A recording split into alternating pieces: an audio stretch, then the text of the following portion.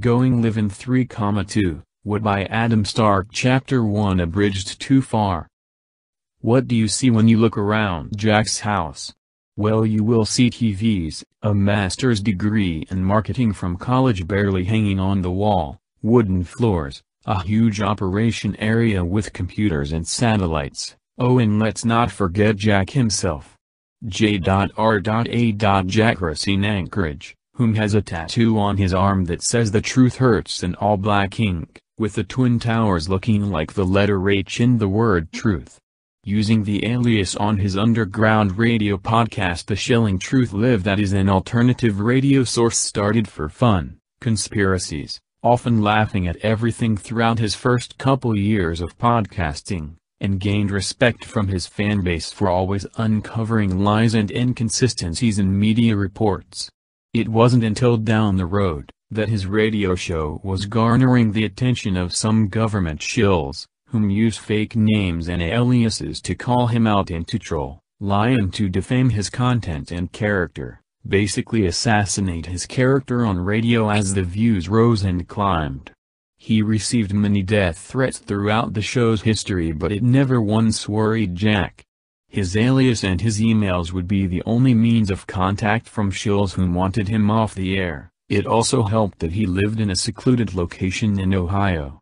The best part about this was its effect. It caused shills to mouth off against Jack online, as well as some politicians to speak negatively about the show. This actually gave the show more credibility to fans and listeners.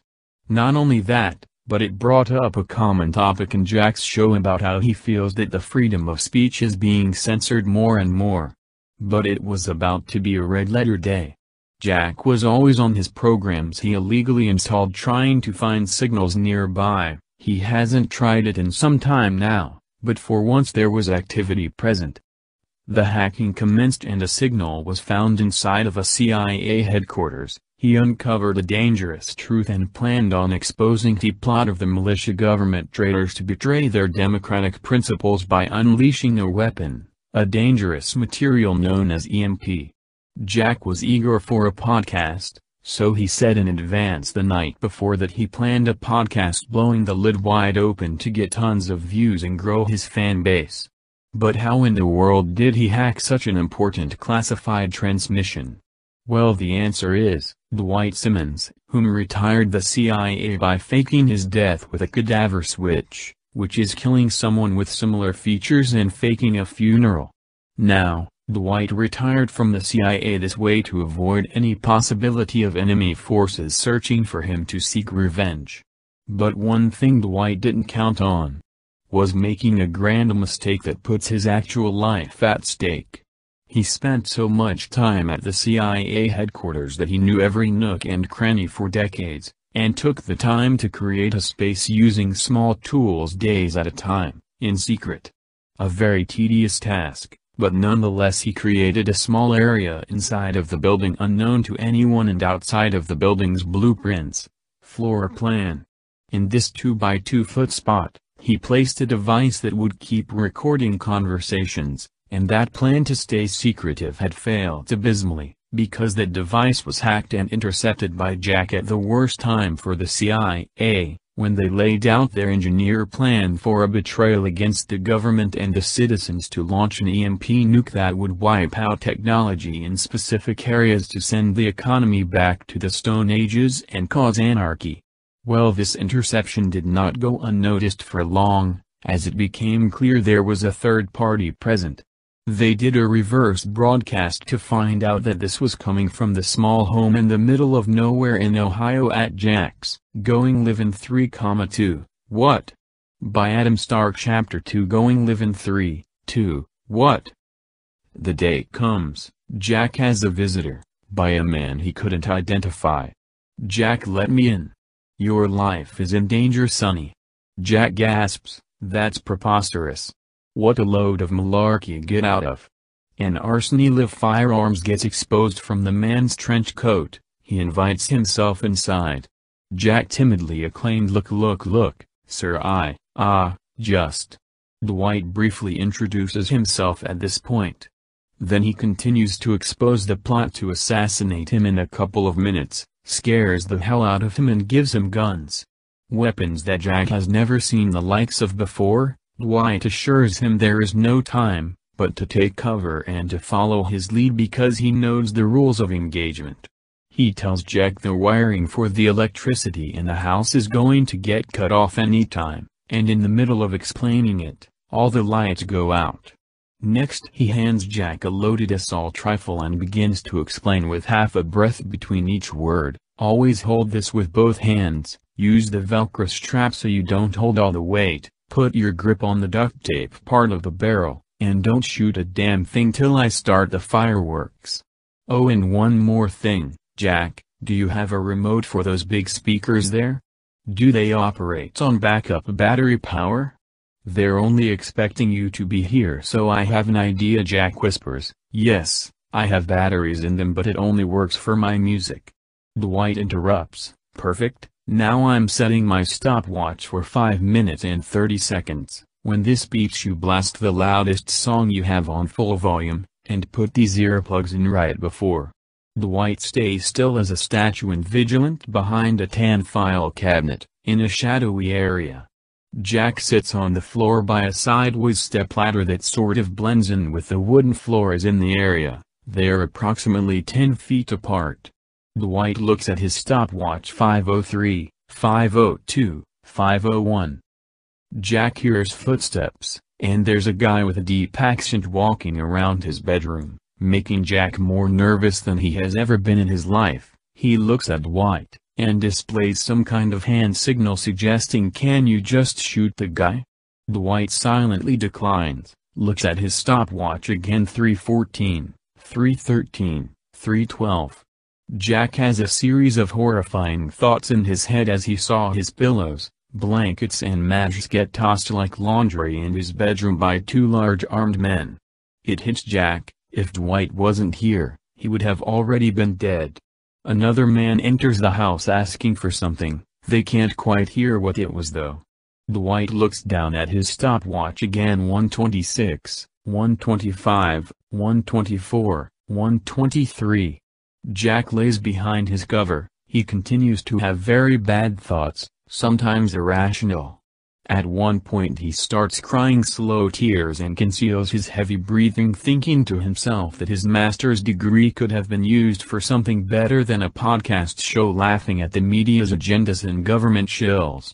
He sinks into deep concentration about what his family and friends' lives will be like with him dead. He starts to feel tremendous guilt for not making more attempts to socialize with them. As these thoughts remain in limbo, he hears a faint beep beep and immediately stops his imagining, looks around and sees 10 or more armed men now wandering around and hits that remote. The music blasts at the highest decibel, louder than an airplane it feels like. But in the midst of doing this he fails to take the precaution that Dwight suggested and drops his earplugs. While he tries to pick them up, he looks over at Dwight, who storms out of his cover, fully exposed. Dwight had no fear. He marches forward and begins firing, 2 shots per target at the most. It helps that the surprise plan is really paying off, as the intruders were all weakened and stunned from the loudspeakers. Jack went deaf and tears are sliding down his face as he finally puts the earplugs in. Jack peeks out of his cover as he watches Dwight run sideways into the left hallway firing.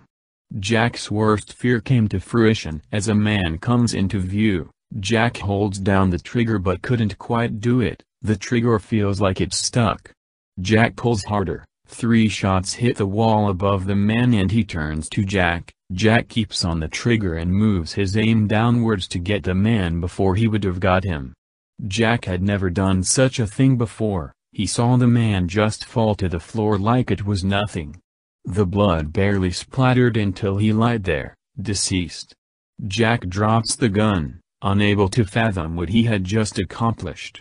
Dwight was chasing a shooter into the laundry room. The light bulb was shot out. Dwight saw the direction the bulb shattered and fires staccato shots in that side of the room. It paid off, and he sprints to the staircase. He fires once on the floor below him, runs into the bedroom, pulls a desk out towards the stairs, fires again. watches the next shooter move for cover by the sofa downstairs. Dwight pushes the desk down the stairs and it flies the last 4 steps on the stairs and shatters the backyard window outwards. The shooter peeks out to see what happened and Dwight holds his breath and takes the shot. Hit. The throat was directly hit and torn up while the man laid on the floor bleeding out. The 2 new fellas found themselves in quite a predicament. They were having a normal day and then all of a sudden they are both wanted men for exposing a plot of mass destruction that could ruin the world. Jack had more thoughts on his mind. He had to ask Dwight something personal. But Dwight, what about your family? Now that they know you're alive. Even though they know that I'm not dead. Won't they go out to get them? Dwight planned for a way to slow down the traitorous killers from hunting his family. He had to make Jack's body look like he was a corpse and send a picture using one of the dead CIA's laptops in their car. Dwight wanted nothing more than to warn Jack that they might go for his family too, but Jack never once even for a moment seemed concerned, so Dwight never bothered. Jack, there are risks I have to take. I don't want to, but I look at the bigger picture. They know it was me because the device you hacked was mine and only mine. It was a prototype at the time of my fake death. I finished it some years later, but besides I have a plan to slow them down. Here it is. Lay down on your bedroom floor. I'm going to open up this chili and pour it on your hair in the back for a picture, and I'm going to scrunch up this gray eraser and put it on your head as well. I need to send them a picture to convince them as well as stall them from going after my family. Take your earplugs out first. Once they fail a few times to hear an operative's voice, then the stalling will end. They quickly assembled a fake death scene with blood splatter and awful brutality. Going live in 3,2. What? By Adam Stark. Chapter 3. What did it really mean? Jack, we need to head to my hideout. Let's get in my car. Oh, before I forget, help me replace the license plates on it. The men quickly assemble the new license plates on Dwight's car and go inside. They are heading to Dwight's hideout. The first thing you have to know about me, Jack, is that I am not supposed to be alive. And what I mean by that, is that I faked my own death to retire from the CIA with death benefits for my family. I found someone that looked like me, and I killed him, followed by the infamous cadaver switch, to fake a funeral. Dwight explained. Jack is very curious at this point. So wait, who did you kill? Dwight sighs and explains, I know of a town, where nobody does any good. Pushers, prostitutes, sickening. The most wretched hills of our great country. So I did some surveillancing of a man who was old with white hair like myself. I used the old profiling method. I don't know if you were old enough to remember the Zodiac Killer? Racial profiling was used there to capture him, while I told those busters that if you're going to catch a serial killer, predict his next move. Ah, that got on my last nerve, but so. We got that son of a bitch and I made sure to let everyone know to not give me any credit for it. I didn't want to be a target for anybody, after all. So as I was saying, following this man in the ghettos of Detroit whom looked like me, I used my own profiling to predict that he was a no-good criminal. I've never been wrong before about my instincts, but I had to be sure, so I wouldn't feel bad killing him. I knew he wasn't a family man, he had no ring, no car, just a bicycle. After only a week of watching, I saw him hit a woman, knocked her cold out, and the cops were called. The woman awoke and was so scared of him, she actually told the police officers that he found her on the ground. I was taken back by this, poor woman I thought, but also very poor lack of judgment. So I felt no guilt about killing this man, putting my wedding ring on his finger and bringing the body to the right morgue where I had a chump working there who's owed me some favors. Got it done. Dwight explained the hack, and how they were going to kill Jack. However, the heinous actions don't stop there. They will also frame Dwight to say he committed insurance fraud and murder, since the device that Jack hacked was his.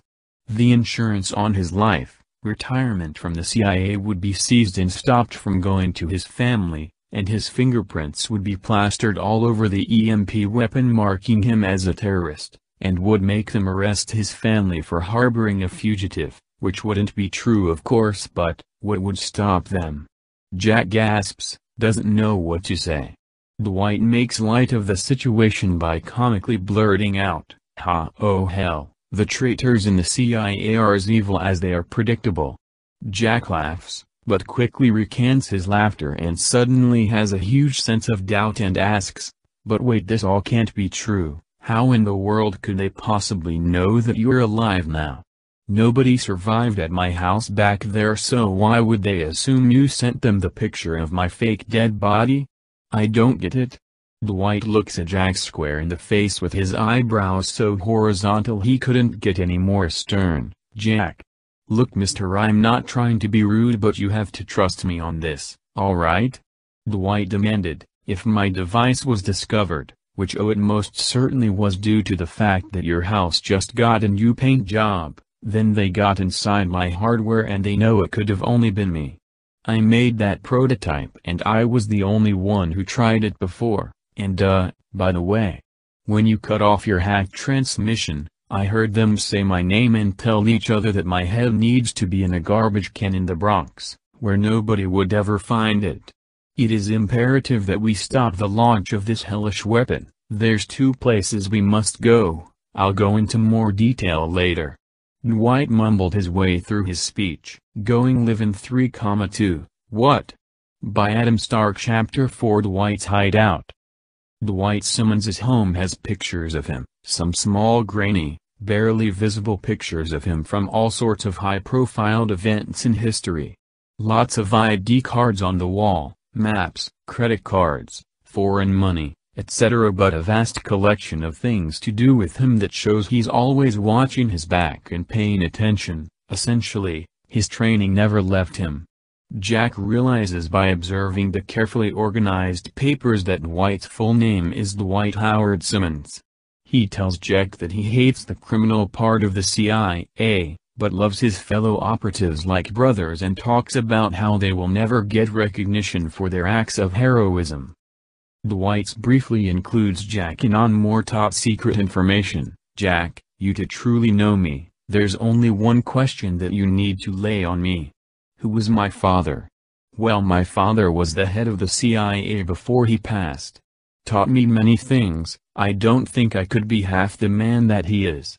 I'll tell you this though, he would be ashamed of the criminals in the CIA, even though it was a small minority of them back then. Now it's a larger portion. It goes against everything my father stood for."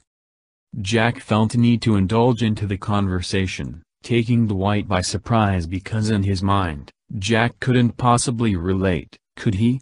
"Dwight," Jack murmured, "you know that's great and all, but I never knew my parents. I was always fostered in and out of the system. You see, to me, I could care less if someone disagrees with me, but blood doesn't define your family, loyalty does. Just because I'm from a sperm donor and a lame ass hitchhiker doesn't mean I consider them family. Not in the least bit, but my friends actually helped me throughout my hardships and stuff. Anyways, please continue. I just wanted to say that because I hate thinking that people assume they know everything about me." Dwight took all the information in like a flash drive and tread carefully with his words. "Jack, I'm truly sorry to hear that. I hope you don't ever think that I don't care about you and your personal life. I just have a mind that is almost exclusively task-based. You know, my father used to turn to poetry to keep his mind sharpened and focused on happier things in life than the violence and stress he encountered. One saying I remember that you could learn from him is, not everyone is born and raised, but everyone is born and lowered." Which is deep. It's saying that everyone whom is born, will die, which of course is obvious. But then it's also saying that everyone may not be born and raised because, as we know, you can't choose your parents, or legal guardians, etc. So technically speaking, being born, and raised, is optional, unfortunately. Raised and lowering are opposites. But my father explained that when you die your body gets lowered, So be sure that whether or not you were raised right, to live with purpose. A true juxtaposition of life and death. Life is what you do with it. Not everyone grows up with help, and by help I mean parents. Jack looks at Dwight with a whole new attitude. He gained a lot of respect for him with that deep quote from Dwight's father. Jack was very curious about Dwight's father, but he kept those thoughts locked up because he felt focused on the mission of figuring out how to stop this weapon. Jack wanted to get to know Dwight, and fast. So he went straight for the throat with his next question. So Dwight, what exactly can you tell me about your personal experience with this EMP scare? Dwight starts to pace around the room like a professor lecturing a class. Jack, I was a scientist before I ever considered combative careers. I had made my mark in history, but in disguise. I had experimented my weapon on cars, and although it was successful, the device was virtually immobile. Useless unless your target was straight ahead. Jack's eyes opened to new heights as he had become frightened. He prompted Dwight, "What weapon?" Dwight jumps back in the conversation, "The EMP. This was mostly my hands-on project, and I had it down to all the blueprints, schematics, behaviors, risks and functions, but I never had time to perfect it. But over my years of listening in, I found out they took it to new lengths." Jack is scared by all of this information. He starts staring at the floor. Strange thoughts corrupt his mind, thoughts of the smell of blood, that first gunshot that hit his target, and how his eyes never closed. His vision is permanently stained with this picture in his head. Jack gets asked by Dwight to talk about what's on his mind, for it's the only medicine to help his pain. "Well, Dwight, you know I have so much respect for our veterans. I truly am patriotic to a T. I think they get treated horribly in this country, and what made me start my show against shills and lies in the mainstream media, was when I found out about the Gulf of Tonkin resolution. It's a damn shame. How many great veterans had to eat lead and die, and that was because of a lie." Dwight interjects, "You know I do agree, but it wouldn't be fair if I didn't reveal to you something. I was supposed to fight in that war, but I dodged the draft. My father revealed to me his real job and told me that my weapon could come in handy, and the CIA was hiring, if you will, so I took my old man up on his offer. However, if you haven't already guessed, inventing wasn't enough, as I became trained ruthlessly to kill, to hunt, to interrogate." Jack replies, all right, I follow. So I mean, how do you do it, though? I keep having flashes of that man I killed. I hate this, and I mean, I hope you don't take this wrong, but you just killed a lot more men than me, so like how?" Dwight puts on a crooked smile and says, "Jack, believe it or not, it's not too difficult. I just write in my diary. I have so much disturbing memories in the contents of this diary, but it doesn't bother me, it helps me. I will be dead when someone reads it, you know?" Dwight sets the scene. He puts on a disguise, gives Jack a disguise, and orders several sandwiches from the local restaurant. The road trip is about to commence. Going live in 3,2. What? By Adam Stark. Chapter 5. Road Trip. "Let me ask you something random, Dwight. How did you know how to send the CIA the picture of me laying on the ground pretending to be dead?" Dwight tells Jack, "Well, you see, I've been keeping tabs on the CIA and their actions for quite some time now. I got accustomed to all the new formats of reconnaissance by listening in on their processes and lectures. I take notes on each topic with different paper assortments for all of the aforementioned subjects, and I studied it to keep sharp. I have the tactical assault techniques in my blue-colored notes, for example, and my... Oh my god, ha ha ha ha. You know I sound like I'm 3 sheets to the wind trying to explain my ways, ha ha. Let's just say I kept listening with my device. Sorry for getting carried away there. Confusion to the 10th degree, ha ha." Dwight and Jack felt their spirits rise, as well as their team morale stemmed from this conversation. A few minutes pass. Jack feels his curiosity about Dwight growing more and more every conversation. "So what do you have for a family?" Jack asked. A wife and 3 kids. I had to do what I had to do to take care of them, and now they're all in danger. Dwight tells Jack with a sense of despair. Jack had felt like he had possibly asked too many questions and got on Dwight's bad side. A few minutes of silence passes. Dwight decides that this is a good time to teach Jack another top-secret lesson. Jack, allow me to let you in on a top-secret linguistics lesson. We've been decoding secret messages in text for decades, in a process we call LID, which stands for Language Infrastructure Decoding. Look for an adverb in the title of the text that ends with the letters LI. That's how you know we had our hands involved in a secret message. Look at the first letter on the left side of the page, put them all together and the sequence is complete. I remember my father had used this method to capture John Dillinger, the infamous bank robber. He was public enemy number 1, and was great at making a mockery of the Federal Bureau of Investigation. Anyways, my father had an article about him, which the title contained, Gently Dillinger Evades Police, and in the short paragraph the first letters at the left side of the page made a mention of his hideout at Cable, Wisconsin. I'm surprised you didn't know about stuff like this, the way you combated government chills, young fella. Cough cough. Jack's words skyrocketed out of his mouth with excitement. Whoa. You listen to my show, Dwight?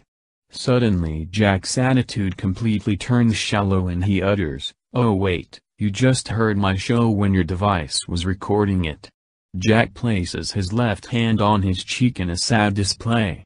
Dwight chuckles childishly, haha, you've got me all wrong.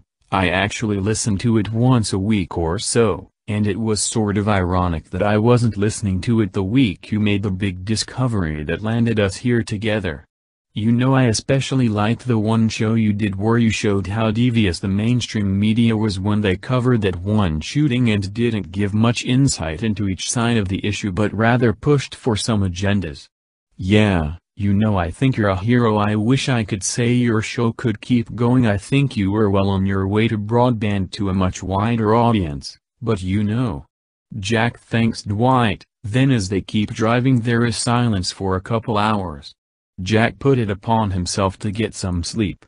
Dwight wakes Jack up, and parks the car alongside a huge body of water at peak nighttime hours.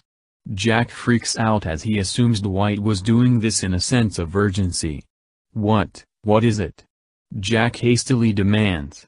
You must not be a night owl. Well, here's the deal. Dwight puts his diary and pen in the glove box and continues. We are a half hour away from one of the EMP launch sites. I'm glad you got to sleep, but I need to rest for a while before we pursue this, so go look what's in the trunk. You'll know what to do. Jack gets out of the car, quietly, as he has been apprehensive since the shootout. He feels paranoid that he will meet his maker by a gun anytime. He goes to the trunk, opens it up to see Dwight had some white paper targets with skinny male silhouettes, some wooden sticks and a small black pistol. He immediately knew what Dwight needed from him, some target practice. The question on Jack's mind, however, is more complicated. Why isn't he giving me step-by-step lessons this time? Why not demonstrate? What the hell? What in the hell? Jack pondered.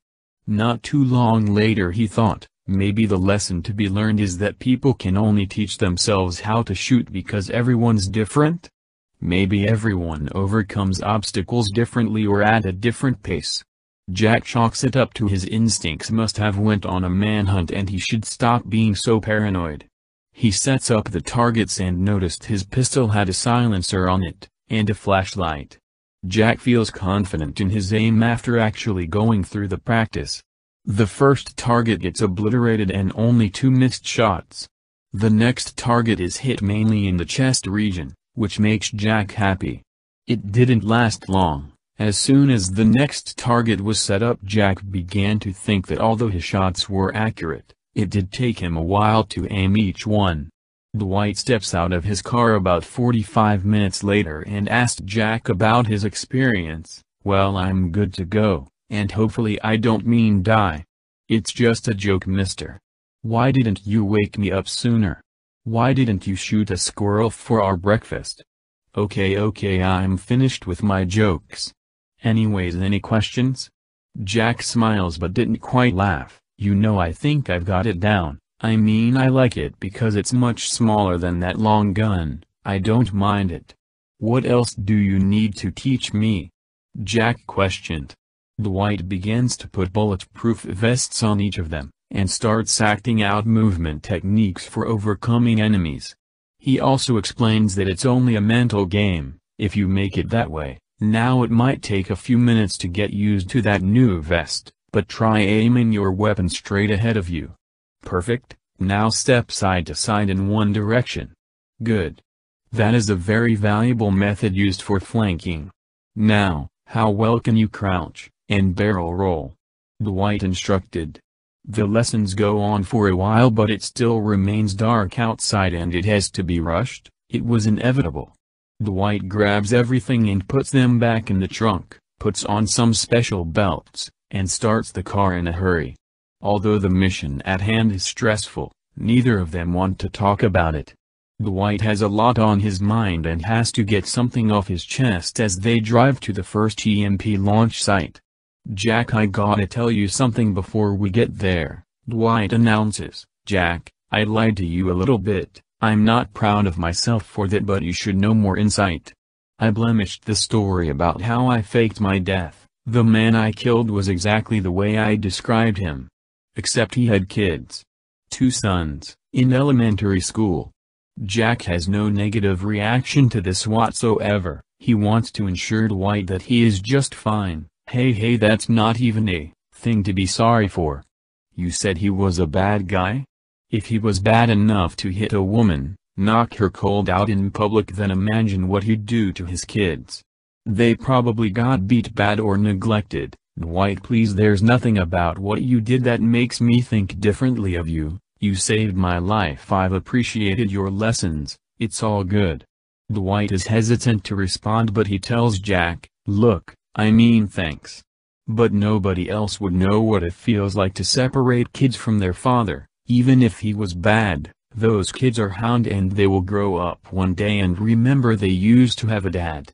The biggest problem is, do you want to know why I didn't know he had kids? Because I screwed up. I killed him, and I did it being so impatient that I never took the time to find out about his family. I feel guilty for it every day. I was just thinking about myself and my family. I never thought that he could have kids and that killing him would be one of the most haunting resolutions in my life. Jack doesn't like this side of Dwight. He immediately responds, look, I still stand on my view. It was probably fate. Maybe for some reason he was meant to be killed by you, or you would have let him live and his kids would have been abused for years. Jack is delightful that he can finally talk to someone that could hold a conversation with him, and not be filled with such rage. The guest callers on the Shilling Truth Live were always angry and on the attack, so to speak. It meant a lot to Jack to have a good series of back and forths with someone in his life. Dwight is happy on the outside. On the inside he is marred with fear of failure. Writing in his diary and talking is his way of staying calm. See, Dwight too had no human contact in years with the exception of food deliveries, and even then he was wearing disguises. Dwight decides to think of a random question to ask despite his complete lack of caring for the subject. So I like your tattoo, it really covers up your whole arm, young man? Jack responds, yeah, I wanted it big so that people would have to see it. I like the large black bulgy ink, that way people cannot miss it. I don't know, man. I'm just not into artsy crap, haha. Dwight tilts his head upwards with a chuckle. Out of the blue, Dwight pulls out a syringe and pokes himself under his vest. It shocks Jack so much that he pretends he never saw it happen. He had no intentions of bringing it up and asking about it. Dwight tells him, before I get involved in warfare, I strategize, I don't fight a warfare. I take adrenaline shots to give me an edge in combat, and no, I don't share. I hope you didn't get any ideas. Jack has no comment. He is glad to get an explanation though. He looks over at Dwight, and gives him a quick head nod. Dwight puts his hand on Jack's shoulder, pumps the brakes, and tells Jack, "We're here, remember your training, going live in 3,2, what?" By Adam Stark. Chapter 6. First come, first serve, first aid. Dwight and Jack are armed to the teeth in vests and ammo belts, a baggie of spare earplugs just in case, Jack with his pistol equipped with a silencer, and Dwight with some explosives and a submachine gun doctored with stability upgrades. They run to the door, get on each side of this small box-shaped gray building. Next step is placing small ear communicators in their ears, and Dwight gives a brief warning, "Make this clear, we cannot let an alarm go off. If it does, the building will commence lockdown functions, and I'm going to assume there will be many armed forces sent to this building to wipe us out. We need disguises. Stay behind the very first place you can find cover. Put this fake beard on your face, it's a good disguise and it suppresses the sound of your loud breathing." Dwight begins using a synergistic compound that flows its way into the lock and molds a key. Dwight puts gloves on and slowly opens up the door. He runs while crouching up to a terrace by a trapdoor hid behind some scrap metal. Jack follows. Dwight sought for an opportunity to get inside that door. Inside that door is a long tunnel system which makes room for the EMP weapon possible because the building on the outside is relatively small. Dwight peeks inside of the trapdoor hole and peeks through his gun's scope, and sees a hub of activity. He watches the camera in the room and memorizes its movement pattern. He has an idea to manipulate the camera's core function, but he needs to get himself close enough to it, and figure out a way to jump down the door instead of using the ladder. The ladder was likely a slow process and could easily be picked up by the camera's field of vision, Dwight believes. He sees a worker coming into the room below him, so he immediately thought that his cushion for the fall he is about to endeavor. The man walks in the perfect spot. But Dwight has his stopwatch running that coincides with the camera's patterns, and he determines it would be caught by security, so frustratingly, he has to watch him walk by. The man walks his way over to the restroom. Dwight watches and makes hand gestures to Jack so that he understands to watch him perform the jump and repeat it on his command. So, as they wait a couple of minutes, the man finally comes out of the bathroom. Dwight prepares his jump for the one opportunity while simultaneously glancing at his watch with the camera view patterns and failure. The chance came and went unfortunately. The timing of the jump would have been caught on video surveillance. Dwight quietly and slowly shuts the trapdoor. Dwight had a plan B for the next move. He whispers to Jack, "New plan, take my watch, and my gun for a minute. Pull out the stand, okay, the bottom of my gun. Yeah. Now keep it pointed at the camera and still as nerves of steel. Look at my watch, see how he timer is going continuously. When it's between 5-9 seconds in every 10-second interval, that's when the camera is on our landing position. When the timer is on those seconds, press this switch on my gun to use the laser projection and keep it center of the camera lens out there. That's the only way to block the view, and unfortunately it's going to look obvious, but I need that window of time to jump and then to move the body to the bathroom to disguise myself with his uniform. I'll be on the communicator, whisper to me when the timing is right to jump down for me to catch you." Jack takes a moment to let everything sink in. "Yeah, no problem, let's do this." Dwight opens up the door again. He waits a few minutes holding up this heavy trapdoor open just a crack. Another worker comes in the room, but someone else comes in and joins him. Dwight hears certain words being uttered in their conversation, but cannot conclusively figure out the basis of their chat. He watches so patiently while grinding his teeth to help avoid making a breath too loud. All the while, Jack has the gun set up and aimed for the moment to do his part in the infiltration. Dwight looks back at Jack momentarily, then he looks back and sees the two workers walk away from each other, and once again, he proceeds to use the bathroom. Moments later, the time comes, the man comes out of the bathroom and the coast was clear.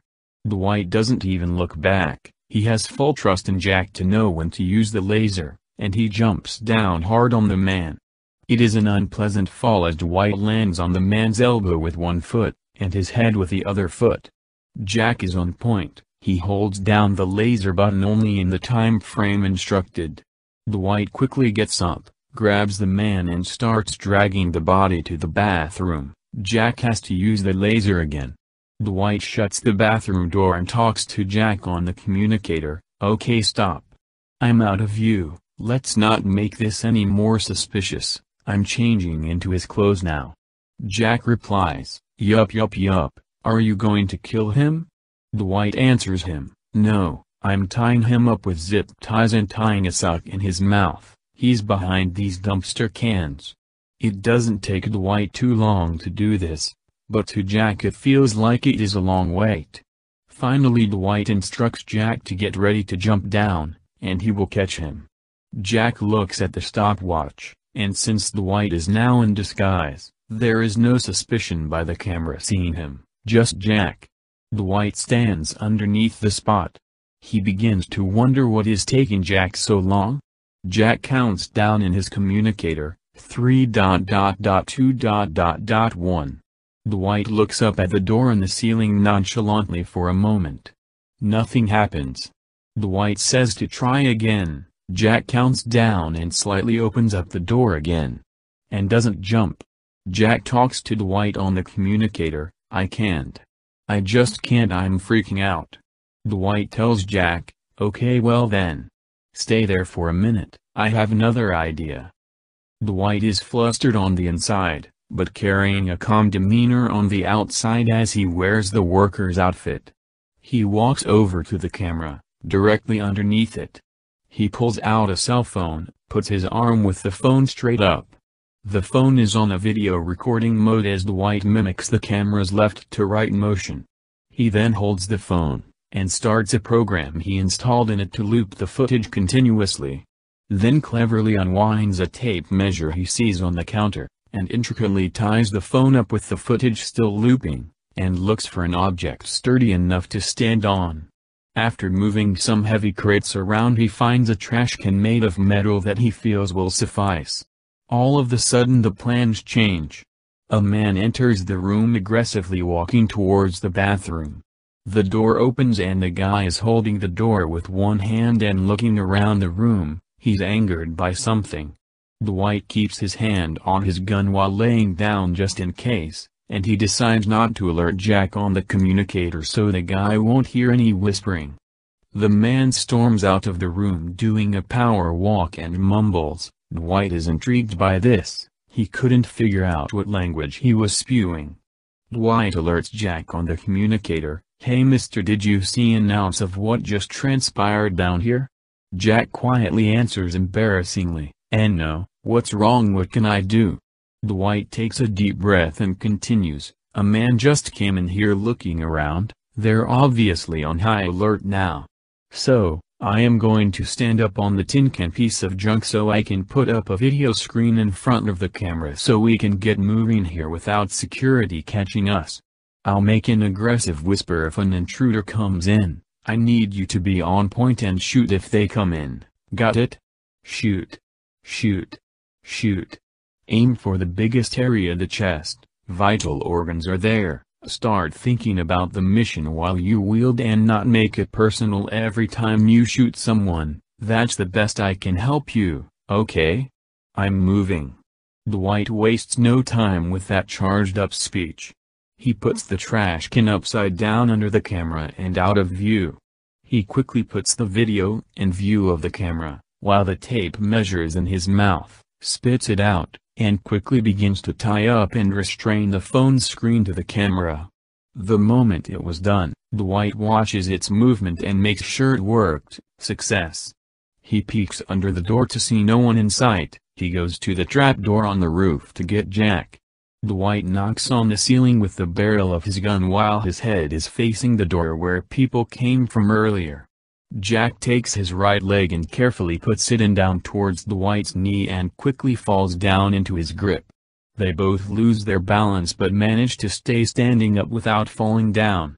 They both keep a quiet pace as they move slowly to the door. Dwight peeks, makes a notion that it is clear and enters the next room. Jack follows and briefly looks at the setup Dwight made with his camera phone screen. Jack is perplexed at how Dwight always has a plan in these intense situations. Jack used to get shaky when someone merely made a belligerent comment on his show. In the next room there is short narrow hallways of tunnels, a few paths to go on which all lead back to the door they just entered. Dwight doesn't see any cameras around the area. There is constant noise, but neither know for sure what it is. To Dwight, it sounds like oil being pumped at a refinery. To Jack it sounds like car brakes and or vacuums for some reason. Stopped by a decision of which hallway to enter, the men stand still between the farthest left two paths. Dwight peeks around the corner of the farthest left one, and to his misfortune there is an armed guard a few feet away walking towards him. Dwight remains calm. Jack's nerves were shot and he takes a few steps back. "Hey, what's the status on that AS?" the guard ferociously demands.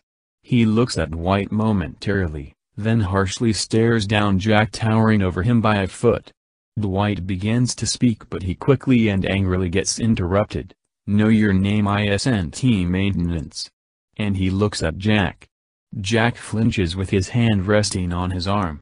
Then out of nowhere with cat-like reflexes, the guard pulls out a spring-triggered switchblade and slashes at Jack's midsection. Dwight saw this weapon and lifts his foot in his direction to push him away and catch him off balance.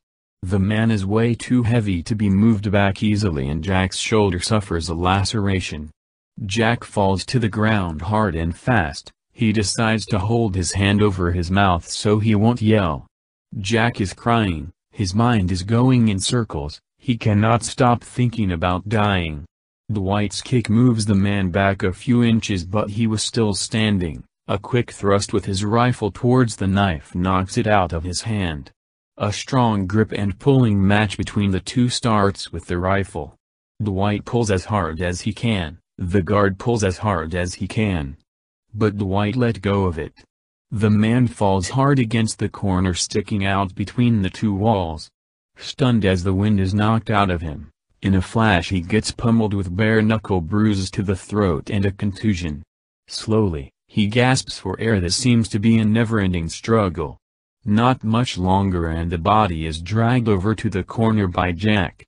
Jack still sits in agony and is curious to see what happened to him. "Are you okay, Dwight? Is he finished?" Dwight tells him, "Well, I was trained to rupture the larynx. And I happened to do just that. But forget about me, let's take a look at you, mister. Ah. You have a laceration directly above your shoulder blade's rotator cuff. It's not as deep as I worried it would be. You're in a state of shock right now, but time is flying so cover your mouth very tight. I'm about to pour some water on your cut." Jack screams into his other arm. Dwight continues whispering, "Now I believe I've washed out the excess blood and grit. Keep pressure on the bloody thing, no pun intended.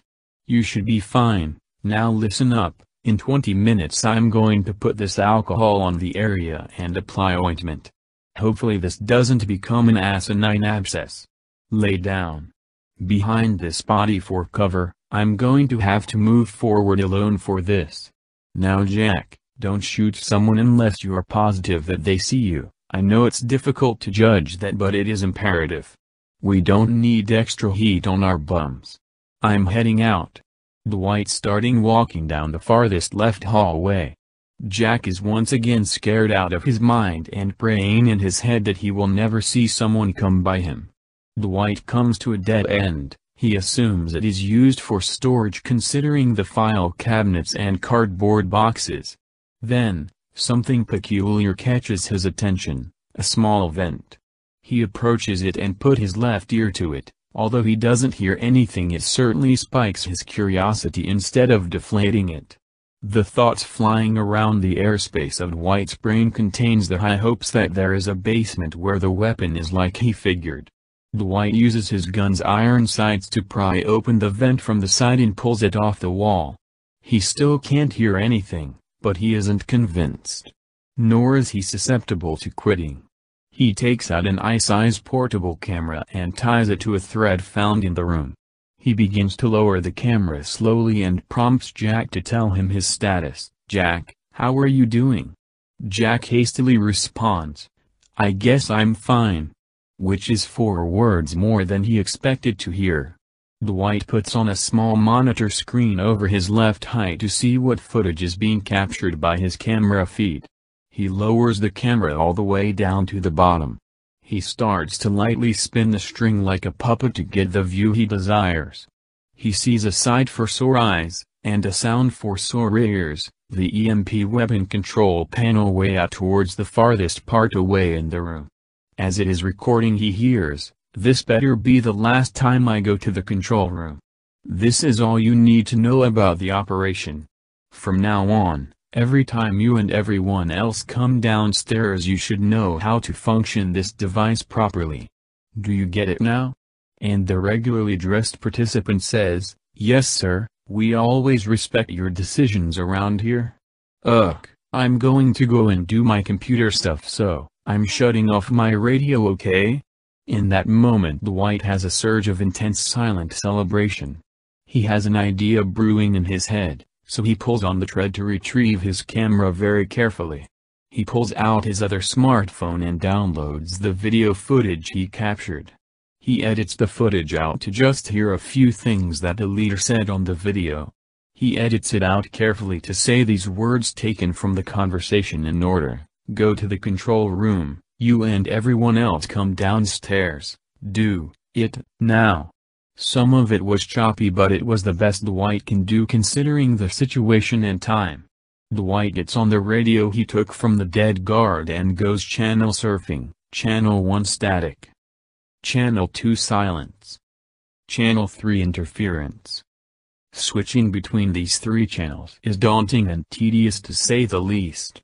After about 5 minutes Dwight finally hears some chatter about a bathroom break on Channel 2. He knows that the guard may go by Jack and see the phone Dwight put in front of the camera in that room.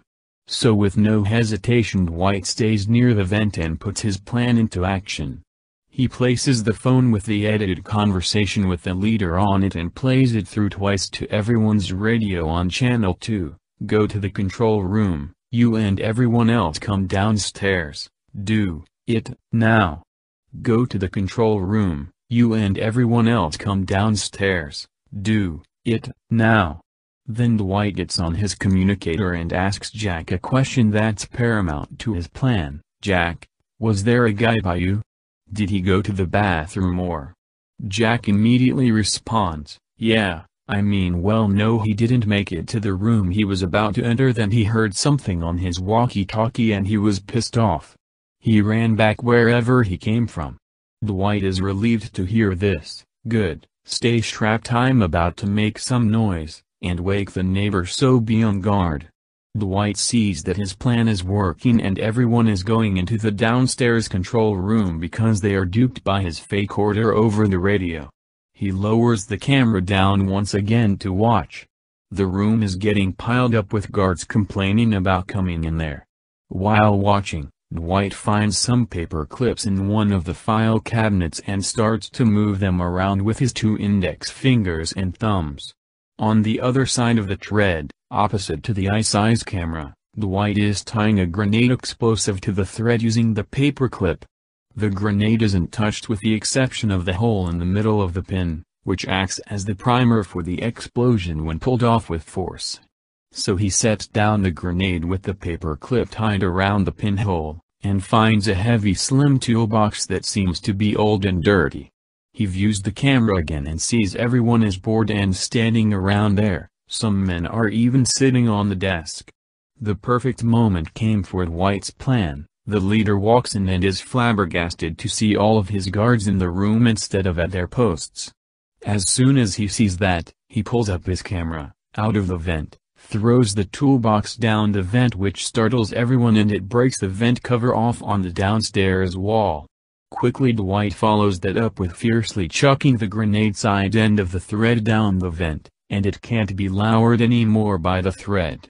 Dwight pulls upwards as hard as he can, and the force of the jerking action that the paper clip has on the pinhole successfully takes the pin off of the grenade.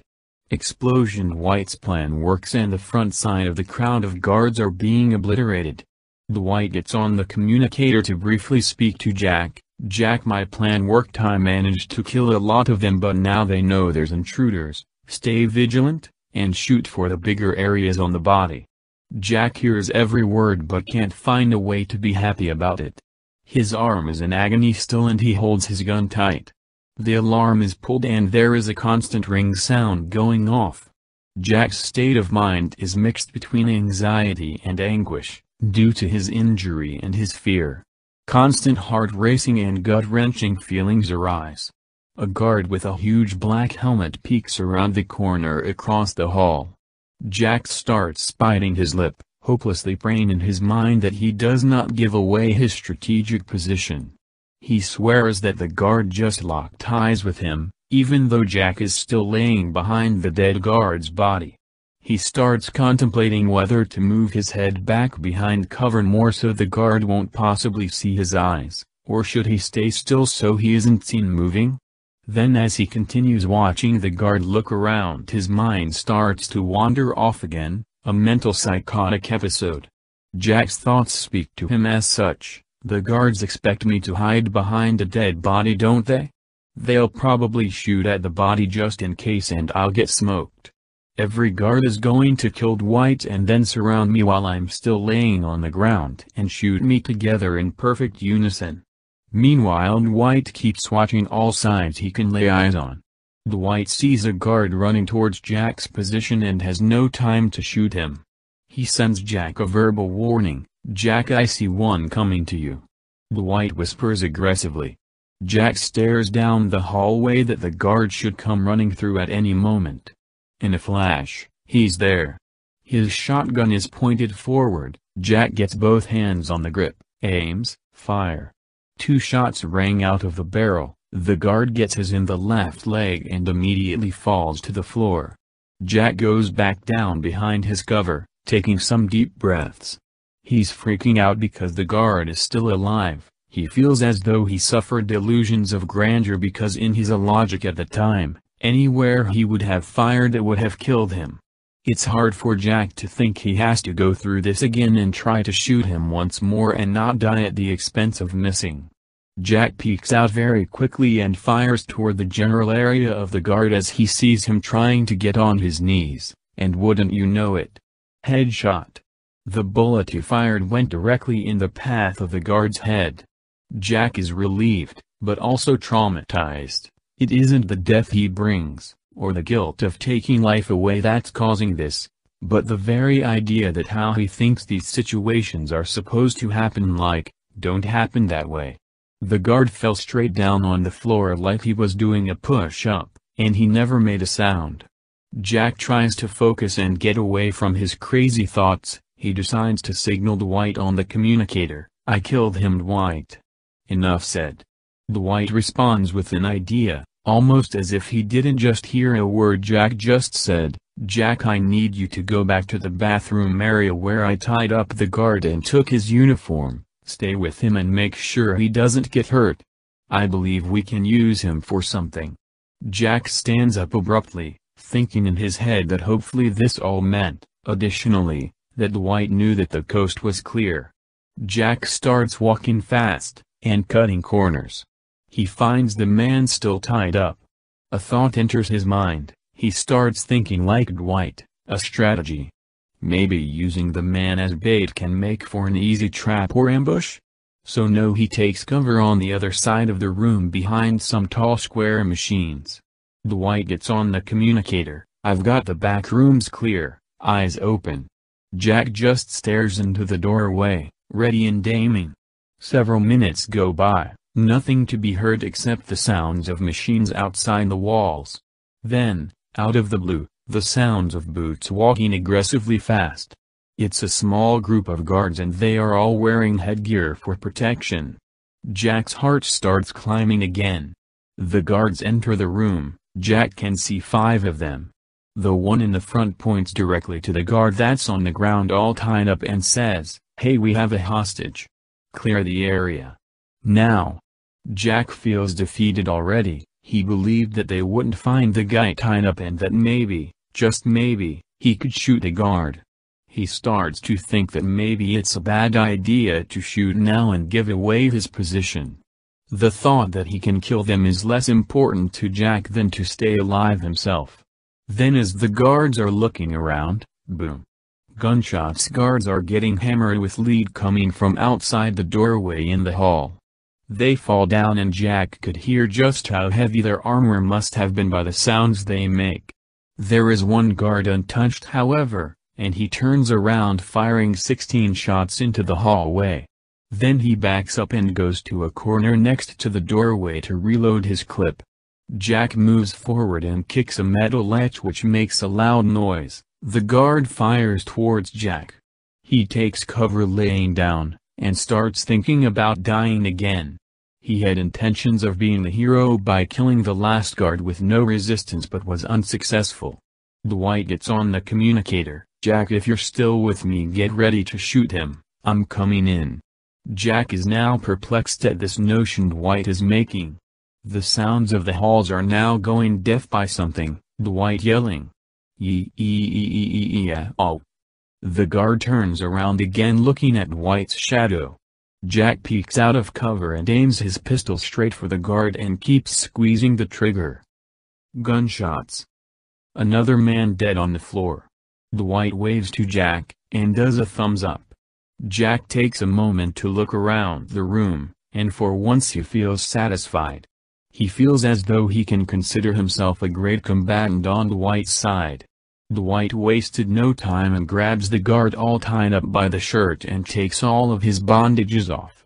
He gives him an ultimatum, give us the info we need to shut this joint down, and I'll let you walk.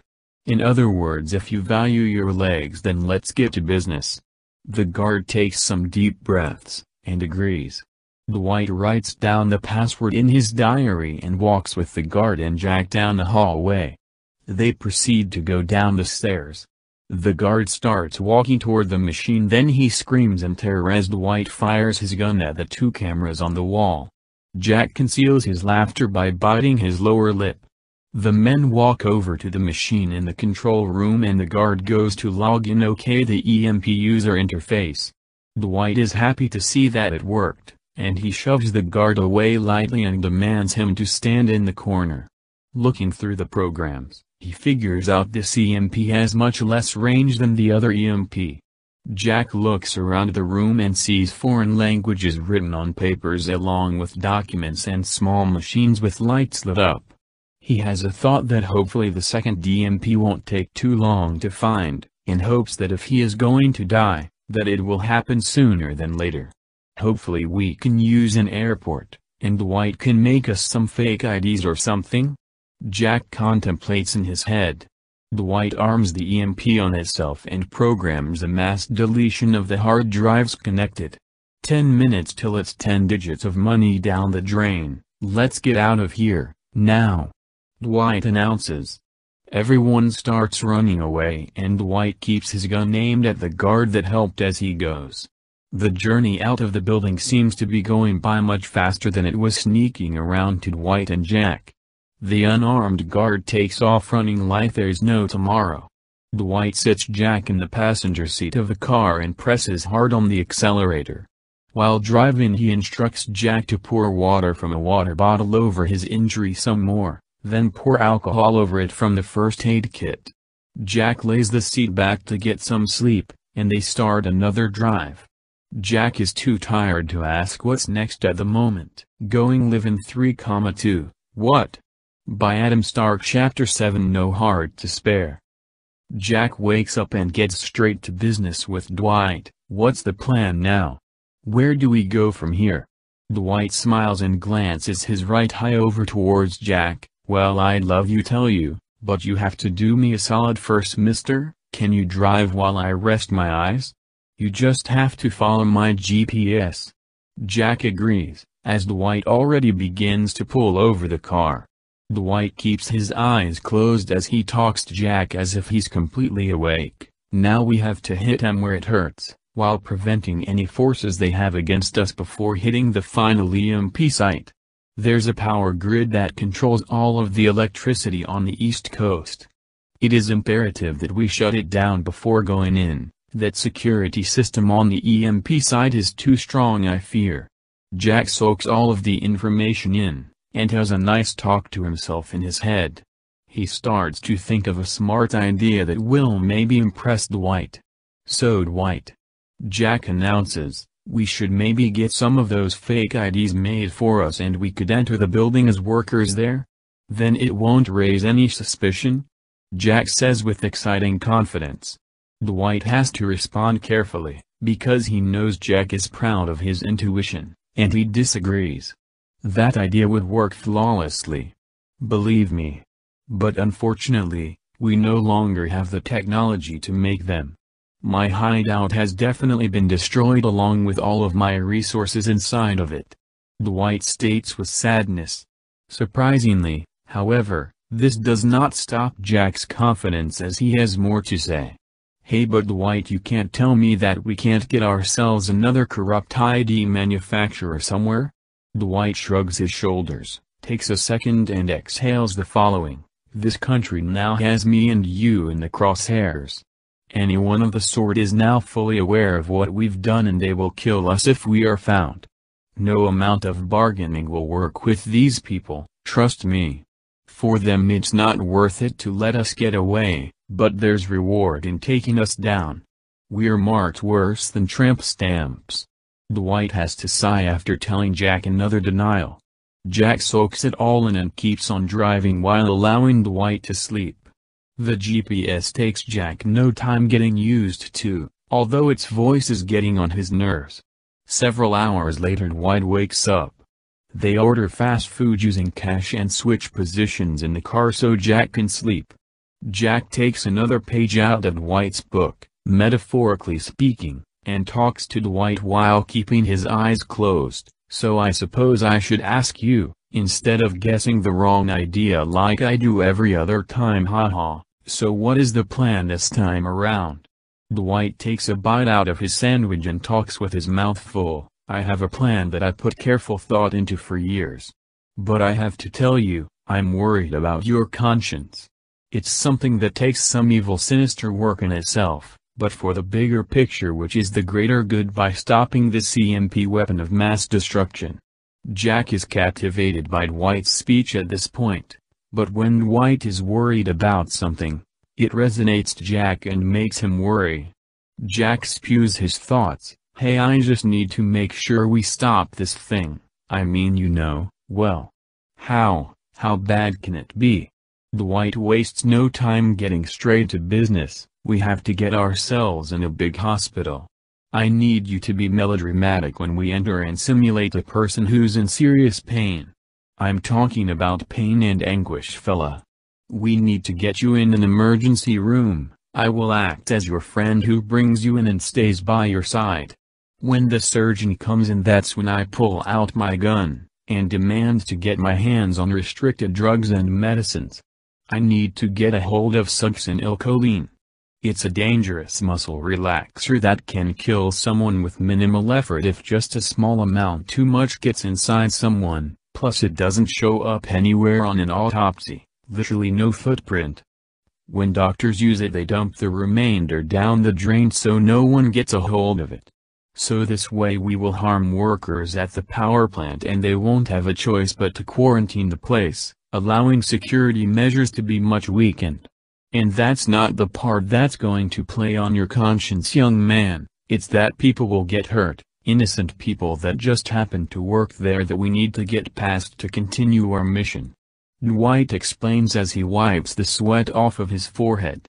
Jack begins to stare into space, even with his eyes closed, but not for long as he continues the conversation. So, just to make sure I've got this down correct, we have to steal this powerful muscle-relaxing drug to make people sick who work at the power grid place? And that, you're worried we could even kill some of them? Dwight confidently replies, yes, there's a measurement of the succinylcholine that can kill someone, so therefore I'm going to do my very best to be careful not to, but the risk is still there. I hope you know I'd never lie to you or keep secrets. It's totally possible we could accidentally kill someone innocent, but the plan is to just make them temporarily sick as to give them a reason to close down the building, and we can make our entrance with significantly reduced security. I have a conscience too, please don't get me wrong, but technically it is more important to save potentially millions of lives than risk a few casualties whom may die anyways as a result of the EMP weapon. Jack says nothing, but reaches his hand over to Dwight and gives him a handshake. Dwight can't help but hold a crooked smile. Jack wakes up and looks outside. He sees that the car is parked. Dwight is taking stuff out of the trunk. Jack gets out and stretches. The men are at a small city park at night time. Dwight starts pulling on some equipment with his hands and talks to Jack. "Good to see you're awake, Moonshine. Now, come over here for a second. I'm tampering with this prototype mannequin made a few years ago. It has a realistic blood flow simulation inside of it. We use these things for target practice and to train combat forces to understand what it will look, feel, and smell like when we attack someone, by whatever means. So, I'm going to make you fat, by putting this over you. I'm cutting off the torso and chest regions and you'll put these on." The simulation of a slow-dying heartbeat is also an appended function. "I know all I've done since I met you is ask you to do so much, but may I ask you to do something once more? For our mission, of course."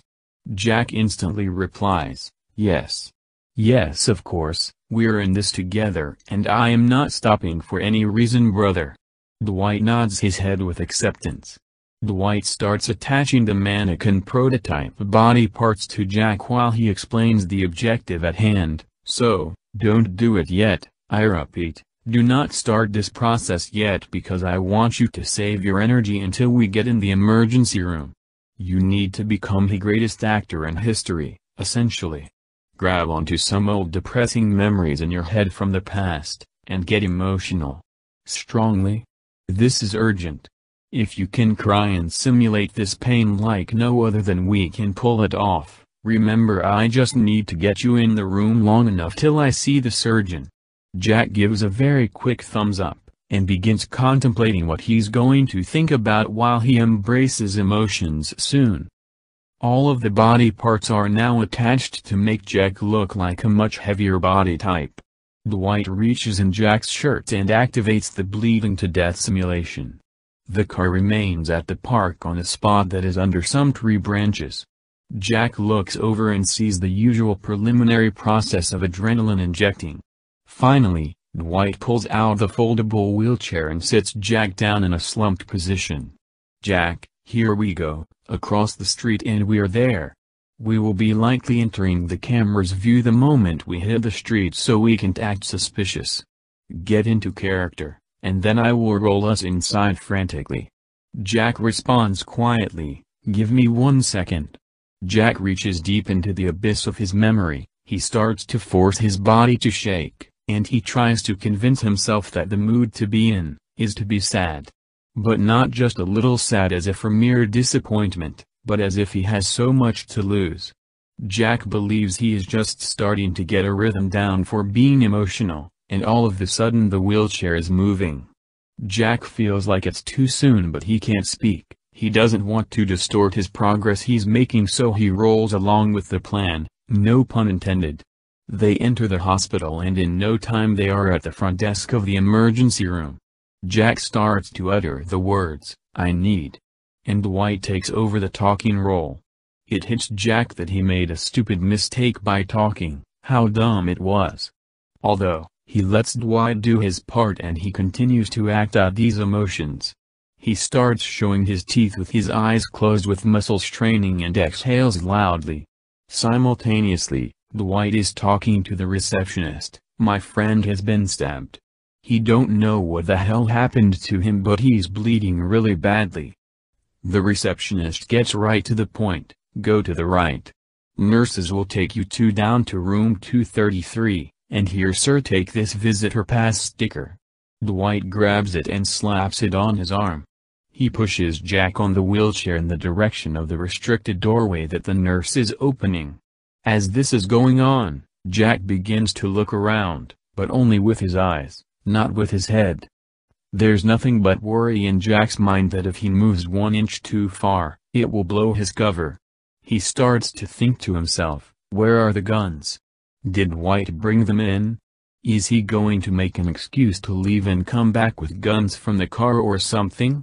When the loud door opens up, he shuts down all the speculation going on in his mind and continues on his emotional trauma drama. They get inside of the room and both get sent to the corner near the hospital bed. This makes both men realize that this hospital is very busy because it didn't look like a typical emergency room. The nurse starts to ask a question and stops. She pulls out a stethoscope, put her end of the tool in her ears and places the listening mechanism on Jack's chest area. Jack continues to act as if he can't speak from unimaginable pain. She tries over 2 different areas and stops to say, "Okay, your breathing is very unhealthy, we need to start an IV and start you on some oxygen." She leaves the room. Dwight silently gives Jack a pistol in his sleeve and whispers, "Okay, I'm going to get him in here. When I pull my gun and go for a tour, pull yours on the nurse and keep her calm. Constantly reassure her that she's going to be okay if she keeps quiet and don't let her touch any buttons till I return." Jack starts to ease off the emotions of sadness, and focuses on preparing himself mentally to hold the nurse hostage at gunpoint. Dwight hovers his hand over Jack's face with his back to him, signaling that his eyes need to stay closed. Dwight opens the door open a crack and makes his announcement, "Help, help, he's not breathing. We need a doctor. Please hurry up." Jack holds his eyes shut, and slumps his hand into his sleeve onto his pistol for a light grip. A doctor comes in the room whom wears attire of a prestigious surgeon. "We have a team on the way. I'm suspecting 1 or more internal organs are suffering hemorrhage," the doctor announces. Dwight approaches the doctor very quickly and grabs the communicator out of his clothing with force. Dwight shoves him into the corner, then pulls his semi-automatic machine gun out from the back of Jack's wheelchair and puts the barrel right on the doctor's nose. Some heavy breathing and the motion of his hands go up in the air. Dwight tilts his head down with an angry pair of eyes staring him down and makes demands. "Listen up, you're going to take me to your restricted area of medicine now. It's a busy night here, ain't it? Lots of customers wouldn't want their water to bring them no food? Don't do anything unintelligent to kill yourself and all of these patients tonight. Let's move now." Dwight puts on a dirty scrub from the dirty linens container and keeps his gun touching the doctor from underneath it subtly. They begin to walk fast. The doctor doesn't say a word to any colleague he's passing by, and Dwight makes no eye contact. One woman behind a computer desk raises her voice at the doctor and asks, "Hey Dr. Challen, isn't the team there waiting in 233 for your orders?" Dr. Challen utters out his response in a high pitch, "Okay, Ayuk, something important." Dwight glances as they continue walking during this exchange while luckily, his attitude seems to make the lady mad and lose focus. A nurse, and 3 other uniformed people enter the room with Jack. Everyone is taking a look around at each other as Jack is still pretending to be unconscious. One man puts his end of the stethoscope on his chest area and the simulation prototype body part gives him an alarming reading that they are losing him. His life, as a patient in their eyes, are slipping through their fingers. The nurse puts her hand on his throat and starts to feel around the area. Jack is now freaking out inside, he is becoming hyper and tense. Jack decides to end the charade and jumps up with the pistol in his hand. "Get back.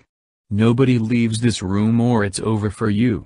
Come here now, miss, get your ass over here." Jack holds on the nurse with the gun to her head. This causes a reaction with the nurse starting to cry and hyperventilate. Jack physically moves her into the corner adjacent to the door and points the gun towards the others now. "Get to that corner. Now. And face me while you do it," Jack screamed. He looks at the other side of the door and has a mental sigh of relief because there is a ton of objects on that wall where he could be attacked with. He has another thought and decides to act on it immediately. "Gimme the radios now. Slide it over. If I hear a single voice, this woman's will cease to exist," Jack viciously demanded. In his head now he loses some of his worries knowing that all communications are cut off from the outside electronically. However, there's more to his stress. Jack starts to think, with this monster he's become, he's afraid of feeling guilty if someone does get hurt or killed. He has a scary daydream that in court for a sentencing he will have to hear his voice screaming these words on a tape of some sort as evidence. To deal with this, he thinks to himself, what would Dwight do? He would calm down. Only problem is, how does Dwight calm down 10 times more than Jack does even though he shoots up adrenaline? He doesn't dwell on this for too long and has a new way of looking at it. That's he is an actor who needs to be convincing so that nobody would get hurt. The guilt he's feeling gets exiled from his psyche for now. The tension in the room is very high for all of the hostages, but for Jack the quieter everyone is, the stress goes down. Dwight gets into the restricted area with drugs and medicine with the hostage. He immediately sees the camera but decided not to worry about it since this is supposed to be an in-and-out heist. Avoiding eye contact with the area of the camera, he starts to demand more from the doctor. Where are the type 1 and type 2 muscle relaxers? The doctor keeps his hands up and using his badge and password to open up a few very secure airtight compartments. Dwight pushes him up against the wall and demands that he stays facing the wall until further instructed. Quickly shoving through everything making a mess, he quietly puts the succinylcholine in his inner pocket, and then loudly shuffles through the container with painkillers and steals some of them. Dwight's thinking that when they investigate to see what was stolen, the doctor can clearly say that painkillers were stolen because it is the messiest and he heard that Spot specifically throttled. It may not work as far as a red herring technique where a false clue leading to nowhere can mislead investigators. Dwight is fully aware that it may not do anything, but it's worth a try to convince them that the motive here is some junkies feeding their addiction as opposed to some sinister plot by geniuses going after one of the most dangerous medicines. Then after his inner pockets are stuffed, he puts the gun back underneath the scrub touching the doctor's back. Now let's get moving back to room 233, and for God's sake put your hands down. If you look a tad bit suspicious to me out there, I'm going to ruin your patient's chances of living. You understand me? Dwight aggressively yelled. The doctor doesn't say a thing or look back. He nods his head and wipes his eyes as he starts to experience lacrimation. He pulls out his badge once more to open up the door back to the ER floor. They start to walk together very fast. The same woman from before looks over at him after they pass her by about 15 feet and she says, "The infant in 247 is convulsing, is staff coming yet?" She asks with attitude. Dwight whispers in his eye, "Take care of that baby like it was your own, pretend I don't exist and shut the hell up." In that order. And he proceeds to keep his gun under his scrub while walking to Jack's location alone. He opens the door and immediately pulls out his gun as he looks around. Jack did exactly what he had hopes of, keeping them in control. Dwight makes an announcement, "Everyone in the middle, right here, right now." Sitting, no one face the same direction. They accept their fate very quickly and sit down. Dwight then grabs the cords from the medical radios and ties their hands together in a circle. Jack starts to walk towards the door and Dwight stops him, points over to the wheelchair they brought. "Oh, I never got to show you my favorite part about my little friend here. Come, sit. Let's get out of here. I suppose we overstayed our welcome anyhow," Dwight says. Jack sits down on it with his gun ready and looks at the ground to see what Dwight is up to. First he gives Jack his weak plugs. Then, he pulls on this lever and it pulls out some extra wheels on the back with a standing platform. Dwight holds on the wheelchair like he's going to skateboard now that he has something to stand on. They push open the door and just as Dwight expected, security was on the way over. Dwight pushes off with the wheelchair making them move about 12 miles per hour down the hall. Two security guards see the guns and pull out their pistols. Dwight shoots one officer right in the leg and Jack shoots but misses because the speed they're moving at makes it hard for him to aim. As the security backs up into a corner more, Dwight stops aiming for a second to push open the door, and then push off the floor, getting their speed back up again. They glide more and more. They reach the lobby and people start to jump behind chairs, women are screaming. Dwight looks outside the hospital towards the street and sees two police cars with officers standing behind them pointing guns. Dwight tells Jack, "Get off. Hide behind that seating area and follow me when I leave." Jack jumps off and crouches down behind the seats with his gun ready. Dwight pulls out an explosive incendiary device and attaches it to the wheelchair. He puts his gun in a young man's face. "Do me a favor if you want to live. Go push the two handicap door open buttons at the entrance. Then you can run back to your seat. And I better see those hands up while you do it." The boy walks over to the doors with his hands up. The cops look at each other in confusion and one says something to his walkie-talkie. The boy pushes the button for the closest door and then very quickly pushes the button to open the farther door. He kneels down with his head between his legs and his hands still up in the air. Dwight puts the explosive on the back of the wheelchair and starts running with the wheelchair towards the doors. He lets go of it at the last second and it goes gliding fast. The moment before it touches the police cars it explodes up in flames. The police cars are on fire and their alarms are going off. Dwight looks at Jack and signals him to follow. They run out of the building looking to where the cops were, no sign of them. They continue to run on the sidewalk opposite of their car so the cameras won't see that's where they are heading. Dwight pulls off his scrub and throws it in an alley. Jack throws his prototype mannequin parts there as well. He looks like his skinny self again. They continue to run and Dwight hands him the beard disguise. They see cars everywhere but they put it on with their faces looking at the buildings as opposed to the street. Then they cross the street. They begin to walk to their car now, slowly. Nice and calm. They look different now and they don't want to raise suspicion. Dwight starts talking. "So, how about this weather?" "No, okay, but seriously, you handled that job perfectly. And to be honest, I'm glad you didn't have to kill anybody, but that's just me. I'm numb to it." Jack responds, "Oh thanks. Yeah, I just kept that room rule with an iron first. Or should I say iron gun. Wait, are guns made of iron?"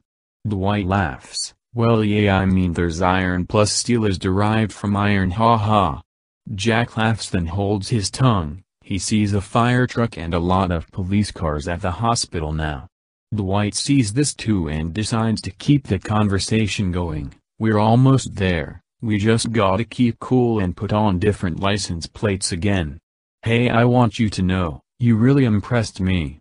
Not for nothing, I mean, I genuinely feel like you had my back 100% there. You would make a fine officer or military man, I strongly feel."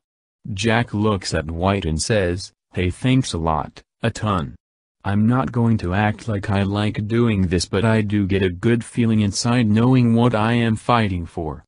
I actually feel like I have meaning in my life now since you came in the picture. You know, before all of Time Mayhem, would you believe that I felt worse then? I mean, I felt like I could have had depression. I just did nothing all day long at my place. I barely even went outside, I feel like." Dwight gives Jack a pat on the back. "Jack, I hear you. I'm glad you didn't become a drunk or something because that's an escape for a lot of people in this world. Alright, we made it here. You put on the front license plate, I'll do the back one. Let's go with a Virginia one this time. Going live in 3,2, what?" By Adam Stark. Chapter 8. Off the Grid. The men are driving to the power grid on the East Coast. Dwight keeps the radio on turned to low volume.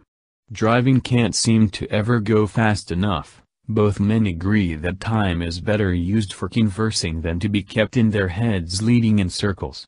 Dwight starts off the chat, well, I'm trying to think here. What's always been your biggest goals to achieve, Buster?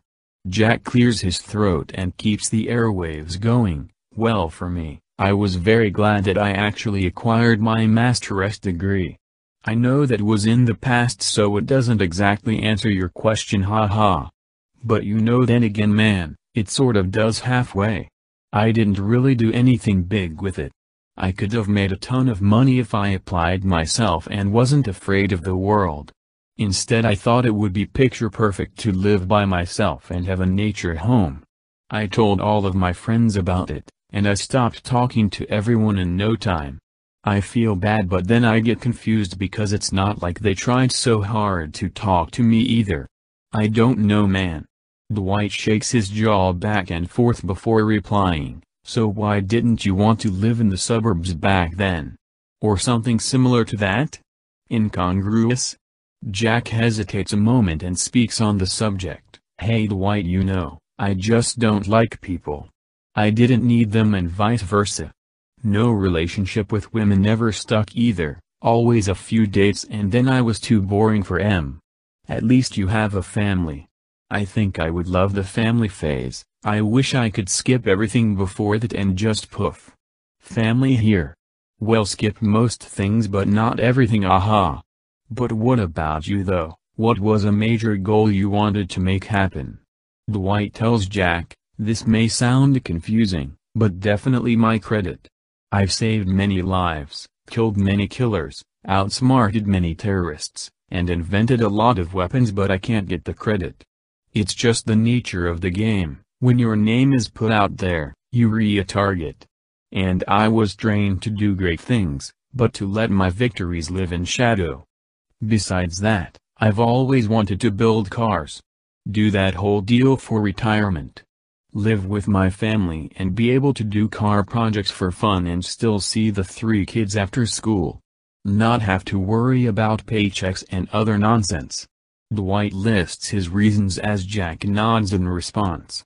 Jack starts to chuckle. He thinks of something funny to ask. Hey Dwight, I got one out of left field for you. What was your worst date ever? Dwight leans back to take a moment to think. He snaps his fingers and you'd think a 2400-watt light bulb goes on over his head. Oh yes. I know what the worst was. I was in high school and I wasn't allowed to go out late at night. In other words, I couldn't do anything fun. But anyways, haha, I met this beautiful woman who was playing basketball after school and I asked her out. It worked because I was actually wearing my friend's Letterman jacket. He let me borrow the damn thing and I bet him I could get a phone number. I didn't play sports but I did extensive weightlifting. Anyways, with that being said, I couldn't lift the burden of this woman on our date, haha. So I snuck out of the house, and went to a nice joint that used to be awesome, mister. And I mean awesome. Now it's a law firm, I think. What a joke. So, she orders my drink for me, right, and I didn't want it, but you know I didn't complain because I just went with the flow. Then every time I tried to talk to her she would cut me off and ask me about something on the menu. What in the world? I mean, how much can I possibly talk about a burger? Ha ha. So then I get to thinking in my head, maybe she needs to lead the conversation and I will just lay back and eventually get a kiss at the end of the night. When she takes over the talking, I was hoping my plan would work and she would like me better. She asked me about the stupid jacket. And would you believe I forgot I was wearing, and I looked at her funny, saying something like, "What do you mean, oh my lord?" She rolled her eyes and I thought it was bad enough right there, but no, it gets worse. She asked what positions I played for each sport shown on my friend's stupid Letterman jacket. I was trying to play it off by being funny and sarcastic with answers like, "Oh, you know baby, I play them all, I'm a one-man team." Oh, but that didn't work. The waiter came at a great time though. He actually saved me some time to think. So then we start eating and I talked about how much I loved the food and I asked her what she thought. She gives me 2-word answers and asks more about what I do in my sports. So I tried to change the subject and I talked about I really want to be a coach in the future so I can have kids look up to me. Which was me just lying through my teeth some more, haha. But so she leaves me very abruptly to pay the bill, by saying she has to go to the bathroom of all things and she just leaves the restaurant. So I pay it and I couldn't leave a tip, I just had enough to cover it barely. So I go outside and my car has a cracked windshield. She seriously did that to my car. Oh Lord. So I drive home very quietly, I sneak back in my house and lay down in my bed like I'm sleeping. I hit the car alarm button to wake my parents up and they took the bait. I acted like I was shocked that this happened to the car. Then, I swear my life was going to end. Jack. My dad gets a phone call, guess who it's from? The guy who runs the restaurant. I had no idea, but he goes way back with my dad. They're friends and he was asking my dad if I got the cops to find out who did it to the car at the restaurant that night.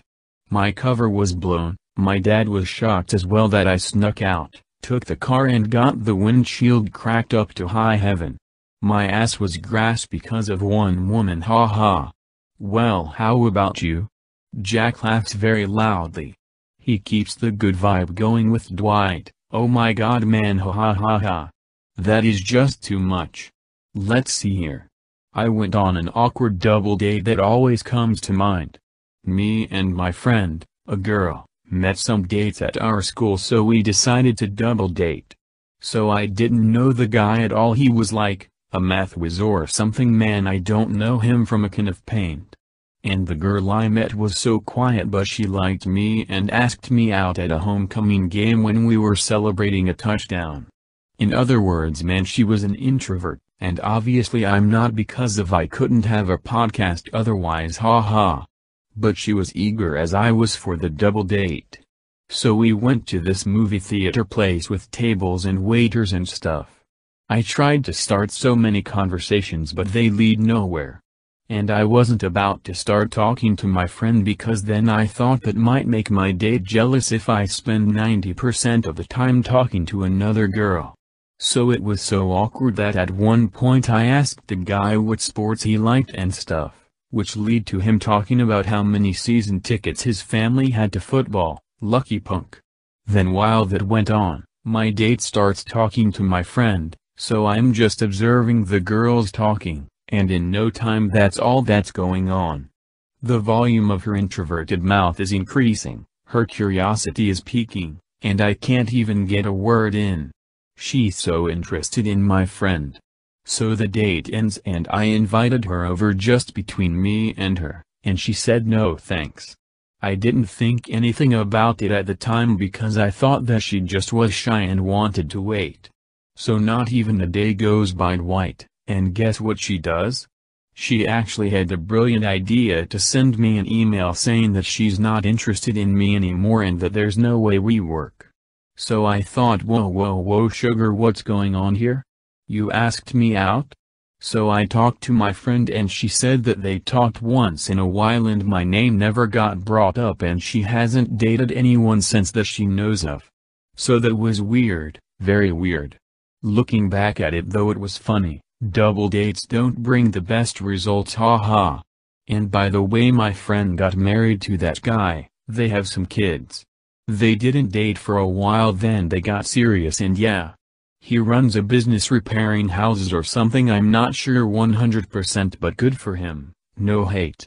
Dwight looks puzzled at the moment, he decides to investigate this story further. Wait, but like, what do you mean by no hate? Do you mean he did something to you? Jack looks apprehensive but he respects Dwight enough to let him in on personal drama from the past. Jack puts his fingers on his chin and says, you see, I did something stupid I probably shouldn't have done. When my friend broke up with that guy, and this is still like 2 years before they got married, I pressured her to date me. I thought, and I told her this, that we get along so well, we already hang out often, why not? Well, so what happened there was a whole mess. We couldn't be a relationship basically, if that makes sense. We just did the physical stuff and slept together a lot. There wasn't even romance in it, and she kept on crying saying that I don't show her that I care about her like a girlfriend. I was way over my head. Without trying to at all, I technically abused her emotionally. So we had a pregnancy scare once, and that was it. It was over after that. She has gone back to that guy and dated him again. Now you think, hey, I should be fine with that, but, not the case. It's not that I missed her as a girlfriend, but as a friend. And that guy she married. I want to be happy for her and her kids because he is a good guy, but he won't let her near me. He thinks I was like a bully or something. To be honest, I think he was jealous I got to sleep with her first, but I really don't know. I didn't go at him in a bad way, I just wanted to remain friends with her. I never cared that he was her man, it didn't matter. But she let him change her way of thinking about me. Dwight respected everything Jack just shared with him. He tries his best to lighten up the mood. Well, Jack, if it makes you feel better, I never had that kind of relationship with a woman.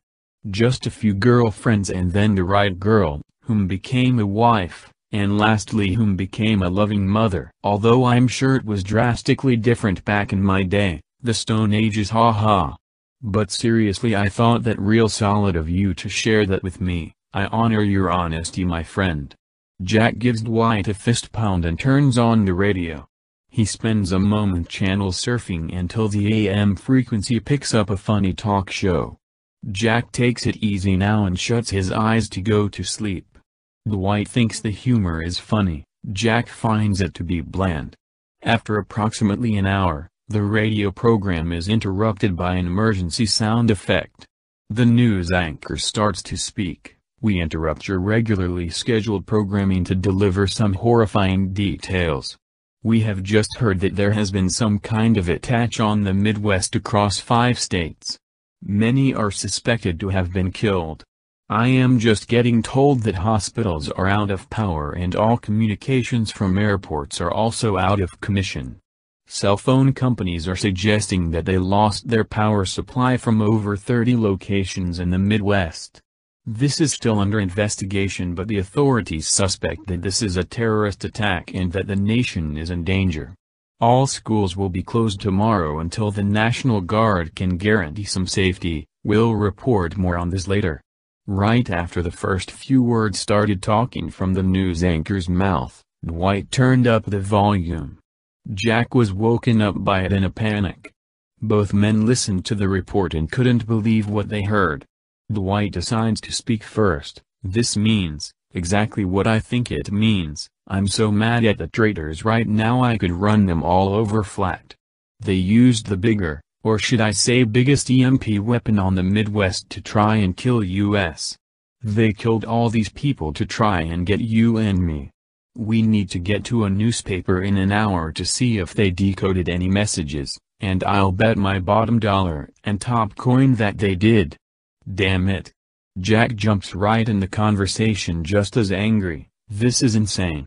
We have to find some help. Let's find some CIA that would know you to help us. What are we waiting for? At this point we're screwed.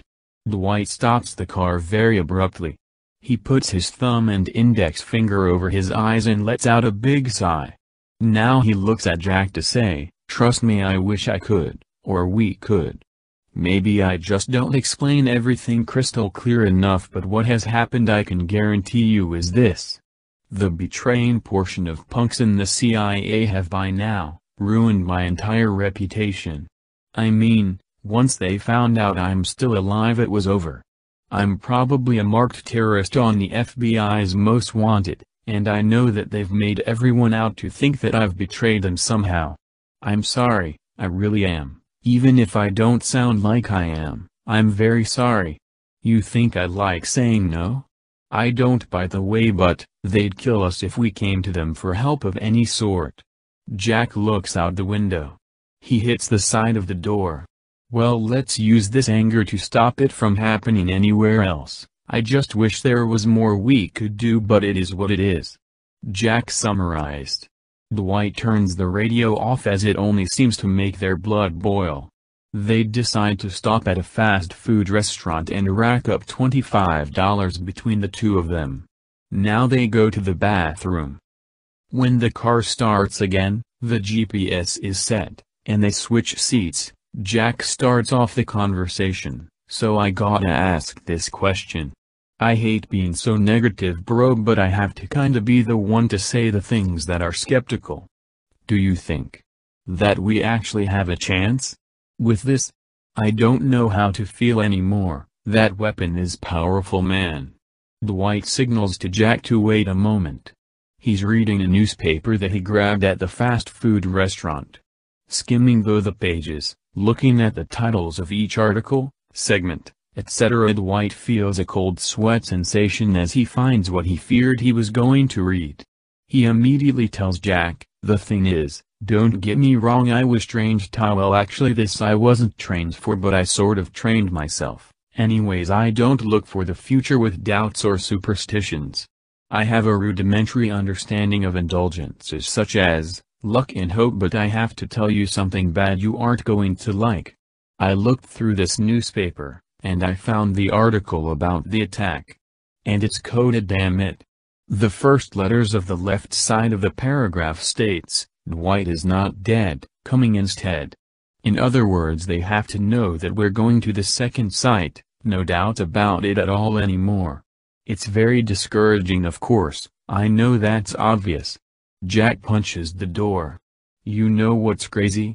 I hate being in these shoes, man. Dwight, you know how weird it is for me to think that if we were in a completely different situation, this would have been awesome for me?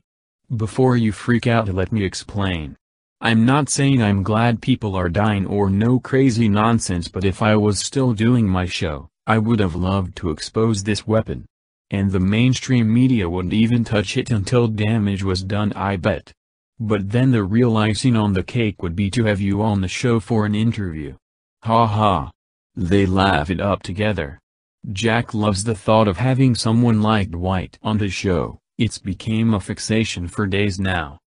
Dwight pulls out a laptop and starts pressing keys really fast. Jack interjects, "What's going on?" Dwight turns down the GPS's volume and says, "I had my laptop preset with a few hours of roaming data with a fake ID I bought a while ago to browse the internet. I'm looking up your name to see if there's any articles or other sources of work that have new things to say about you." Jack looks apprehensive. Dwight tells Jack, "Jack, it says here you're in prison right now? Huh? I'm very confused. They wouldn't say that if you were a wanted man like we are, so, wait, did you escape from prison or something?" During the drive, Jack decides to make a surprising confession, as he feels like death is right around the corner. "Dwight, I have to admit something to you." "Well, not like that, but I want to tell you something I never thought I'd share before. That's not me. That is my father. We have the same name, and now I'm going to tell you what really happened. I never used to get along with my brother, ever. He was the one person in my life who could actually get underneath my skin. No one else could talk to me and get me going, like him. But then again, Dwight, I am the monster here. One day we had a family get-together at my grandma's house, a big house I might add. And one thing about my dad is that he was the most unselfish person there ever was. He was always so calm, never even yelled or hurled insults. He wanted nothing more than for our entire family to just get along and have fun together, but I failed him. My dad said hello to us kids while my mom was in the other room and me and my brother went to the basement. The devil's name is Timmy. Or I mean, my brother's name is Timmy. He started talking to me, with his arrogance and his bigotry. I couldn't stand it, and one thing about me is that I always stood up for myself. I get in arguments with anyone really. But I'm telling you, Timmy could really piss me off more than anyone else could for some reason. So, he takes it too far. I tell him over and over again to shut up. I was being very blunt and harsh about it too. I told him so many times to shut up, and when he wouldn't listen to me and kept smiling his evil grin, I lost control. I grabbed his shirt and I started punching him right in the face. I mean, I was decking him. He never even stopped his stupid smiling either. He kept doing it between every breath I took away. I didn't want to see that face anymore. At the time I just did not want to leave knowing he was going to keep running his mouth. And well, I killed him. Dwight, I am a murderer. I never served any time locked up, and that's my biggest regret. You wanna know why I live alone, in a secluded area? Because I didn't get charged with anything. When I went upstairs, I saw my dad, who once again was just so happy to see me. It made my dad light up to see us kids. Nothing more he could ask for than to see us or spend time with us, let alone all four of us getting along together having fun. So he sees I have blood on me, and I look to my left and in the hallway I see my mom. She's talking to my grandma without looking in my direction. My dad doesn't say a word. I told him that I lost control, and I finally killed Timmy. The last straw, and I told him I was so sorry, but the screwed up thing about this is that I wasn't sorry at all. I just felt so sad that I took my dad's other son away. My dad quickly rushed me over to the door. He tells me to run, to drive away, and to never tell anyone what happened. So I ran out and drove off, ditched my clothes in a fire eventually. So no surprise here, the cops got me, and I just lied through my teeth. I told them I wasn't at my grandma's house at all that day. Here's the part that hurts. Being that my dad has the same name as me, he told the authorities that he killed Timmy. He took the fall for me. The cops were very suspicious, but his death was so plain with no external DNA evidence or defensive wounds to go by that with a confession, then were forced to agree with my dad's claims. I was in such a loss for words when I realized my dad would do such a thing for me. He knew that he would lose his freedom for the rest of his life as well as ruin his reputation. His wife, parents and all of his friends would think differently about him for the rest of his life. And it hurts me, it ruins me, and you're probably wondering why I didn't stand up and do the right thing? Well, my dad's expensive lawyer granted us a private meeting for a few minutes where my dad told me, "Jack, it's a shame to me that you two couldn't get along together and go on to do great things. I really wanted to see my grandchildren, but Jack, listen to me, you have your whole life ahead of you. I think you were in over your head and you made a mistake. But I'm granting you your freedom. Use your degree, be somebody, have a bright future. But please, don't visit me in prison, it would be too hard. I forgive you, my son." That moment was the most powerful moment I have ever been a part of. Dwight, I was crying. He went down for life and I didn't get hit with anything. By the way, I'm sorry I lied to you when we first met. I have killed before, I just hate that I did, and it wasn't with a gun. Dwight takes a minute to process Jack's story. He turns to Jack, puts his hand on his shoulder and says, "Jack, your father sounds like the most selfless person, ever. Just know, Jack, you have no reason to think that I'd have an ill will towards you for that. Please just try and remember this, your father forgave you. That's all you need to know. He made that decision, so I forgive you too. We have a lot in common, and I think all of this was meant to be to fight the terrorism that's rising. Think about it, Jack. Your father means a lot to you, so it should mean a lot to you as well that he chose to give you another chance." Dwight gasps. Jack lets his thoughts wander all over the place in silence. One amazing thing is that both of these men are thinking the same thing at the same time. They both have had to live alone, and miss out on normal lives. Another few hours pass by, and the men get out of the car at a park. Dwight starts to assemble something while Jack stares at the clouds. Dwight begins instructing the process of his dangerous weapon. "Jack, take a step over here please.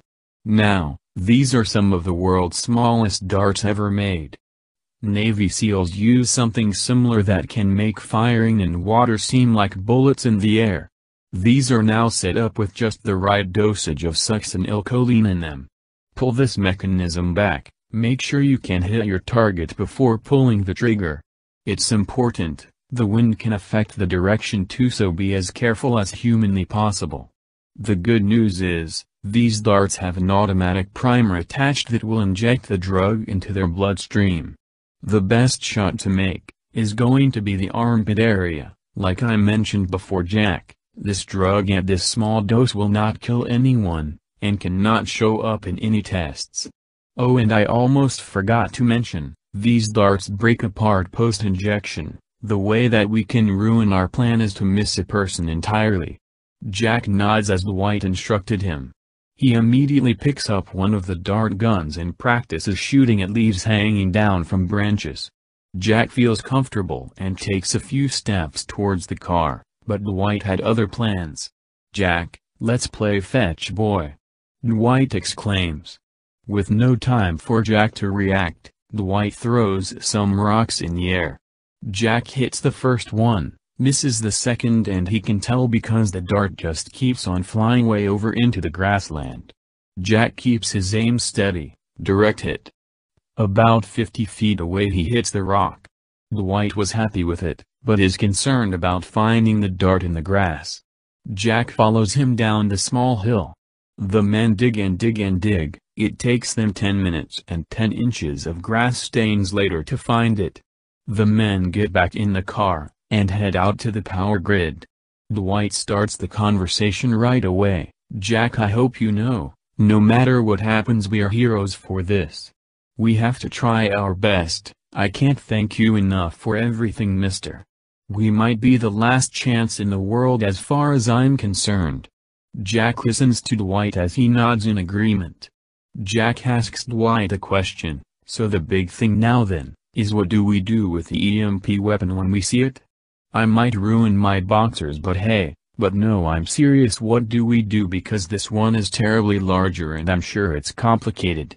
Dwight holds in his laugh as he answers Jack's serious question. "After we shut down the power, we need to immediately do an expensive wire transfer to get data roaming for my very high-tech computer where I can reset the password for the weapon itself, sort of like a rebooting program. Or a hangover. Okay, fine, my jokes suck compared to yours. Ha ha. But the big thing that ruins all the joy of remotely hacking is that I can't hack the weapons uses itself, just the login programs. I have to log in it, and fire at its own location, so stop it from ever being used again. The technical jargon on this weapons interface would be hard for you to understand, and I'm not being offensive in any way, please don't take that the wrong way.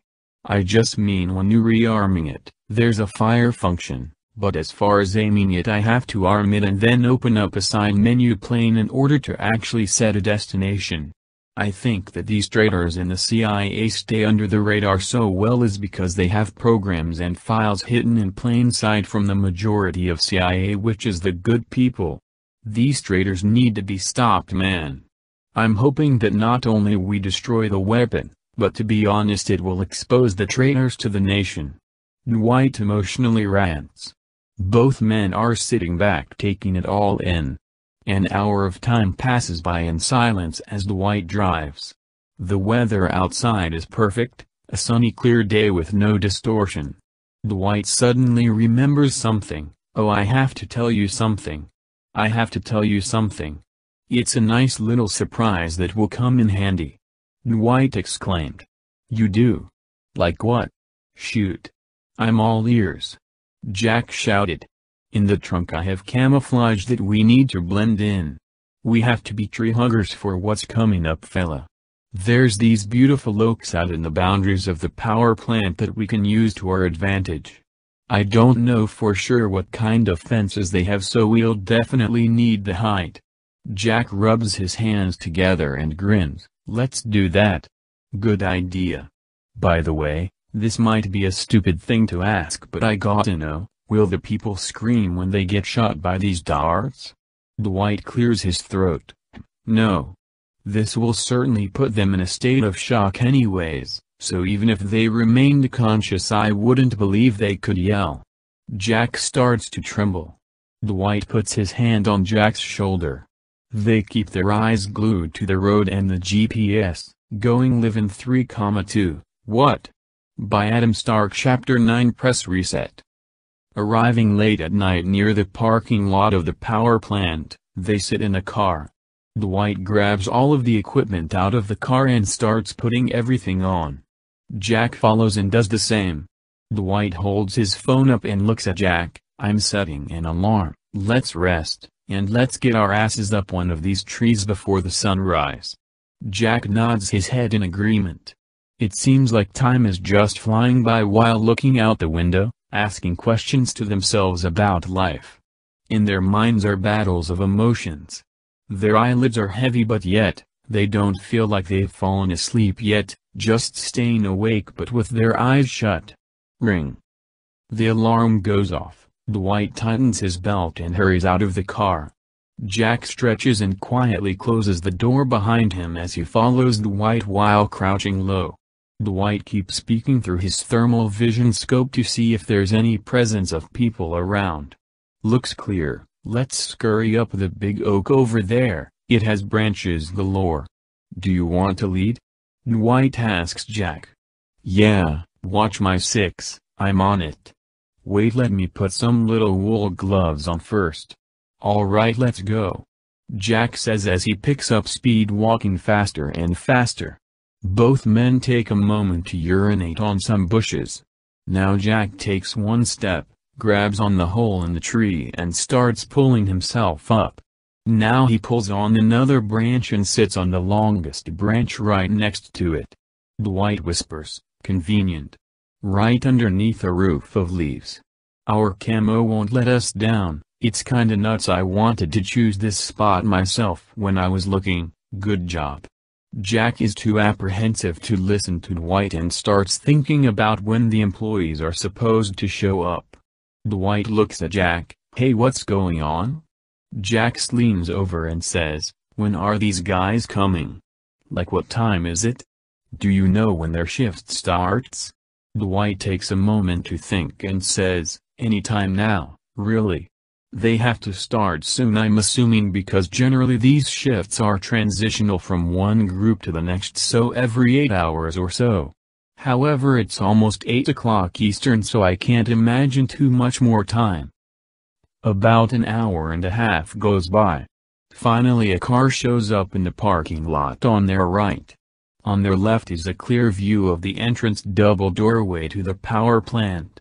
The car door opens, a tall man with a briefcase and expensive suit starts walking. Dwight zooms in. Watches the guy go for the door, he puts his hand on the door. Dwight squeezes the trigger. Direct hit. The small dart hits the man at his side, he panics but falls over. Jack asks, perfect? Now what's next? Dwight responds, not so fast, the best result is it hit them in the armpit area, and I missed, but at the same time I didn't want to hit his hand, ugh. I mean, one might be okay, but I'm worried that if they see too many holes in these guys on their more open areas, then it will look more suspicious than a chemical outbreak narrative that we want. Oh. Jack. One thing that I am going to try to do is use this infrared laser pointer to hit their eyes, making them uneasy, and I'm hoping for an appropriate response of them raising their hand up over their eyes by the forehead. Take the pea shooter. Jack holds it tight against his leg so he doesn't tire out his arm. Another car rolls up, the man driving the car is on his cell phone. He puts the car in his parking space, it appears to be a designated one. He keeps talking on the phone. Jack looks back towards the beginning of the parking lot to see if there's any new cars entering. He looks back at the parked car. Finally the man is getting out of the car. He starts walking towards the entrance. Jack zooms in. Dwight aggressively whispers, wait until I aggravate his eye, get that armpit. Dwight starts flashing the infrared light on his left eye. He turns his head to the left towards Jack, he drops his phone, bends down to pick it up. And Jack hits him. Right in the armpit. This wasn't a plan they were going for, but it worked out. Another car instantly shows up, this time an older woman gets out. Dwight waits until she gets closer to the entrance. It appears she sees the bodies. Dwight shines his infrared light on her eyes and she puts her hands up and screams. Jack takes a shot. Got her, in the right armpit. She has a delayed reaction, but follows suit with the others to the ground. Dwight reaches over and puts his hand on top of Jack's gun, signaling to disengage. Jack puts the gun against his leg and removes his finger from the trigger. Dwight whispers, "Let's have the next person call the cops." Jack agrees with the idea. As they wait for the next car to show up, Dwight covers his eyes with his fingers, while Jack sits patiently observing. In Jack's mind, he is at ease for once. The mission is going well for him, no unexpected surprises, and he relishes on the enjoyment of being hidden. His thoughts are like a trampoline, jumping all over the place, but this time his thoughts are like a trampoline in the winter, still, in one place. After what feels like an eternity, a car pulls in the parking lot. Simultaneously, another car rolls in. There's two men in dark leather jackets who immediately start running towards the entrance.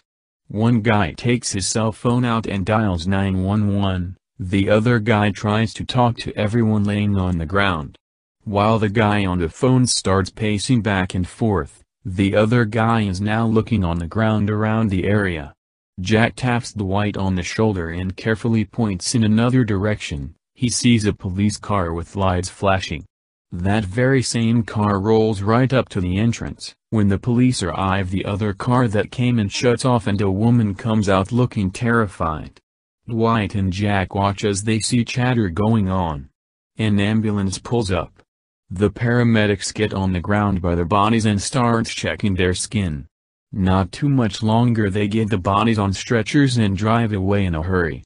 The police has backup police cars come over and they begin to seal the crime scene with yellow tape. Dwight points to the ground, signaling for Jack to get off the tree slowly. It takes Jack a matter of seconds. Dwight takes his time and slowly but surely climbs down the big tree. Dwight pulls Jack in close and says, "Boy, oh boy, mister. You handled that incredibly, well done. You know how much money we just spent in those shots? Astronomical." Jack, holding in his laughter, responds, "I should have been a pharmacist. Ha ha. I'm really glad too, though it was scary. Well, not really scary, but it was intense. I concentrated and I never wanted to shoot unless I thought I had a good chance. You can say money well spent, or stolen. Ha ha." They stay low and vigilant, watching where the bodies had been like vultures. It just looks like commotion between law enforcement. The sun is settling now, it's getting to be dark outside. Dwight is connected to an earpiece listening in on the police radio. "No, Captain, I really can't say I do. There is no blood or even skid marks. It's bizarre." 1032 Special Emergency Operations Unit. Dwight smiles from ear to ear. He knows that they're coming to quarantine the building. The men turn around and walk farther down the trees, bushes to see the street side that the car is pulling from to get to the power plant. Dwight holds his binoculars and sees a convoy of cars coming in with men in suits that look like astronauts. Dwight listens in his earpiece as they communicate with the cars in order, making sure that they make it safely. Dwight keeps his right hand on his binoculars and extends his left hand out to Jack and says, "Gimme the dart gun, be on point, we are going to have to be quick." The cars from the convoy approach. There is one car in the back of the line on the road. Dwight has his dart gun zoomed in on the driver's chest area. The communicator tells him Team 3. Roger. Team 4. Roger. Dwight sees that Team 5 is the last one, and he heard them confirm their approach. Right as they say it and are turning on the final road to the power plant, Dwight shoots his dart, direct hit. The car flies fast onto the sidewalk and hits its right light on a fire hydrant. The passenger picks up the walkie-talkie and Dwight takes two shots. One dart hits the guy in the ribs and the other dart hits the radio device. Jack immediately starts running. He's fastest than Dwight, and wastes no time to get over to the car. Jack hops in the car from the passenger side and pushes the guy unconscious in the passenger seat through the space between seats to the back seat of the car. Dwight opens up the back door and takes off his suit and puts it on. Jack starts getting the unconscious driver's body into the back seat, and puts his suit on. Dwight immediately puts the car in reverse onto the road, and speeds up very fast up the road to the power plant parking lot. Dwight parks way far in the back of the lot with the front window facing a different direction from the power plant because there are holes in the window. They get out and speed walk to group up with the others. They start entering the power plant building going around the yellow tape. Dwight looks at Jack and doesn't quite know how to say it, but he doesn't want Jack to do any talking, so he tells him to shh. Subtly. They walk through the hallways and almost walk right into the room where all the other hazmat teams are, but quickly divert their direction. They walk. Dwight leads Jack to the control room and says, "Wait by the store, guard it. Here's a small pistol, only use it if they are getting suspicious." Jack gives a thumbs up and stands by the wall with the gun in his hand out of sight. Dwight starts trying to figure out a way into the door without destroying it and blowing their cover. Now all of a sudden, a police officer runs down the hallway and takes cover yelling, "Come out with your hands up." Jack freaks out and stays in complete silence, ducking down to the ground. He pulls his pistol out and holds it steady. He doesn't know what went wrong. On the other hand, Dwight knows already what the deal is. They saw the car, with the holes in the windows and the unconscious bodies inside. Dwight takes off his hazmat suit, opens up his backpack and takes out a C4. He places it on the door to the control room and runs to Jack, presses the ignition, and the whole building shakes as the door flies open. The fire alarm goes off. Dwight runs in the control room. He doesn't look back or say a word. He feels that time is limited. He goes on the mainframe and starts typing out a bunch of lines of code. While he's typing, he hears Jack firing. He sets the power for a complete shutdown for the eastern seaboard. The screen is frozen while nothing happens. Nothing seems to compute. Now in the blink of an eye it becomes very dark. Lights inside the building and outside of the building are off. He runs back to Jack and peeks around the corner of the hallway. He tells Jack to shoot out the window to the side of them. The glass breaks up everywhere and they jump outside of it. They run fast along the side of the building. They follow the trail of the fence and manage to elude the people in the parking lot. They sneak into the police car. Dwight gets behind the wheel and drives it, pushing hard as possible on the gas. Jack ducks down as he sees that it's aiming right for the fence. Dwight crashes through it and hits a concrete bump at very fast speed. He drives the police car up to his car and they jump out. They get in their car and Dwight drives again. Jack catches his breath and says, "Dwight, I see a ton of cop cars coming." Dwight, also trying to catch his breath, says, "Yes, but with the power out now, the police station isn't fully aware of us, just the police cars that stick to their radios." They speed up down the street at 70 miles per hour. Jack rolls down his window and has his gun ready. Jack yells at Dwight, "Turn the lights off." Dwight obliges. He speeds downhill on the road and makes a sharp left turn. Jack looks back and sees multiple police cars with flashing lights. Jack starts to think, should he shoot? Or not? Should he ask Dwight what the smart thing to do is? Jack is freaking out and becoming impatient with himself and he leans out of the window. Bang bang bang. Jack hits one of the car tires and hits the windshield on another cop car. The police get on a speaker and start yelling, but Jack can't quite make out what they are saying. Dwight sees a public park area and drives over the curb and on the grass. They see so many light poles in the park and not one of them is on. One cop car stops sideways on the curb. Dwight sees it in his mirror and thinks presumably that was done to block that exit off. Dwight swerves side to side around trees, and to their surprise come some kids right in front of them. Dwight holds the brake down and tears up a bunch of grass. The kids run off in the darkness. Dwight speeds forward and hits the high beams for a moment to see his path ahead. Jack leans out of the window again and fires. Bang bang. No direct hits. Dwight looks at Jack in a frantic stare, and goes down on a beach. He speeds up carefully and one cop car follows his path while the other one stays on the grass driving in the same direction. Jack puts his hand on Dwight lightly, motioning him to move his body back so he can shoot out the driver's side window.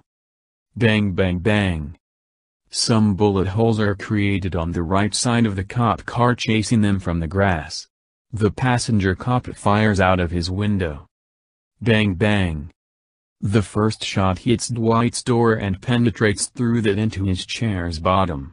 The second shot goes through Dwight's window and Jack's window, both rolled down. The cop stopped shooting because the two cars were separated by too much of the park's foundation blocking their view. The cop car from behind is firing and rattles the trunk of the car.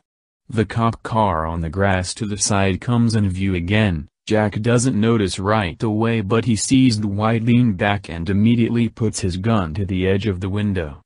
Jack starts firing. He doesn't stop firing until his clip is empty and he retreats back in his side of the car. The bullets he fired hit the officer in the passenger door. Dwight looks in his side mirror and can't tell if he's dead or not, but the cop car stopped so it's safe to assume that car is done for on this chase. The cop car behind them is yelling through their speaker system, but the noise is too quiet with the surrounding loud cars making their words inaudible. As the cop car gets closer and closer, gunshots can be heard constantly. Dwight's mind is racing too, not just the cars. He's very concerned that a tire might get shot out. Is it stupid or smart to go through bushes? Jack and Dwight thought about it and held their breath as they flattened the hell out of some bushes in the way. Visibility was a real issue now, but it put Dwight's mind at ease because his problem is now the cop's problem. Jack sits very low in his seat, he feels his heart pumping faster and faster.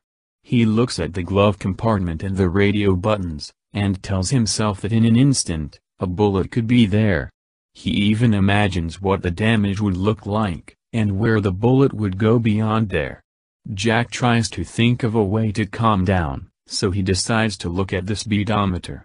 This isn't helping Jack, he sees how insanely fast Dwight is driving. Jack has an idea. Dwight. Hey! Let's throw a grenade. Would that do it? Come on. Jack shouted. Dwight is unamused and responds, it ain't worth a try, we could just as easily be hit and be toast. Dwight holds the brake and makes a crazy right turn between two trees, and the cop car follows but nicks the tree breaking one of the headlights. Dwight drives on the edge of a pond area and shuts his lights off. Jack looks at Dwight as he motions his hand on the shifter. Dwight puts the car's reverse and hits the pedal. The cop car is creeping up behind very quickly. Dwight quickly puts the car back in drive and tries to go left and out of the way. The cop car makes an impact and starts to spin. Simultaneously Dwight pulls the lever for the e-brake. Both of the cars are just tearing up the ground. The cop car slides. And slides. And slides. And it falls off of the edge and into the pond. Jack takes a deep long-lasting breath. He leans over to Dwight and asks, I am so glad that is over. Oh Lord. How did you learn how to drive so fast like that? Dwight perks up his left eyebrow and says, simple, I put coffee in the gas tank. Both men start laughing. There's something to be said about comic relief in this world. Seconds ago, a scared heart-throbbing emotional state of mind was active. After a few minutes of silent driving, Jack breaks the silence. Man. I am so glad we got that done, and behind us. I thought this was dragging on and on. I didn't know if we would ever figure a way out safely. Ha, safe, yeah right, who am I kidding? Dwight signals a thumbs up and says, I've had a handful of experience with giving death the middle finger. You wouldn't believe me, but I've been in worse well, we'll call it car drama than this. Now, we have to reset the password when we can, and that will stall them at the very least. Jack is containing his energy on the outside. On the inside he is kissing the floor for being alive. Dwight drives for several hours and constantly asks Jack to check the laptop for any service. When the moment came, you'd think Dwight won the lottery and became a millionaire. He stops the car very suddenly and demands Jack drives, as this would indicate that the power is back on from emergency backup generators. They happen to have noticed the power going back on as they meet the outskirts of a big urban city.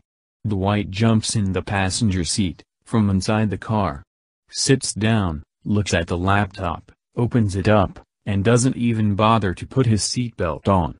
Jack can't help but laugh, but he stays focused on driving.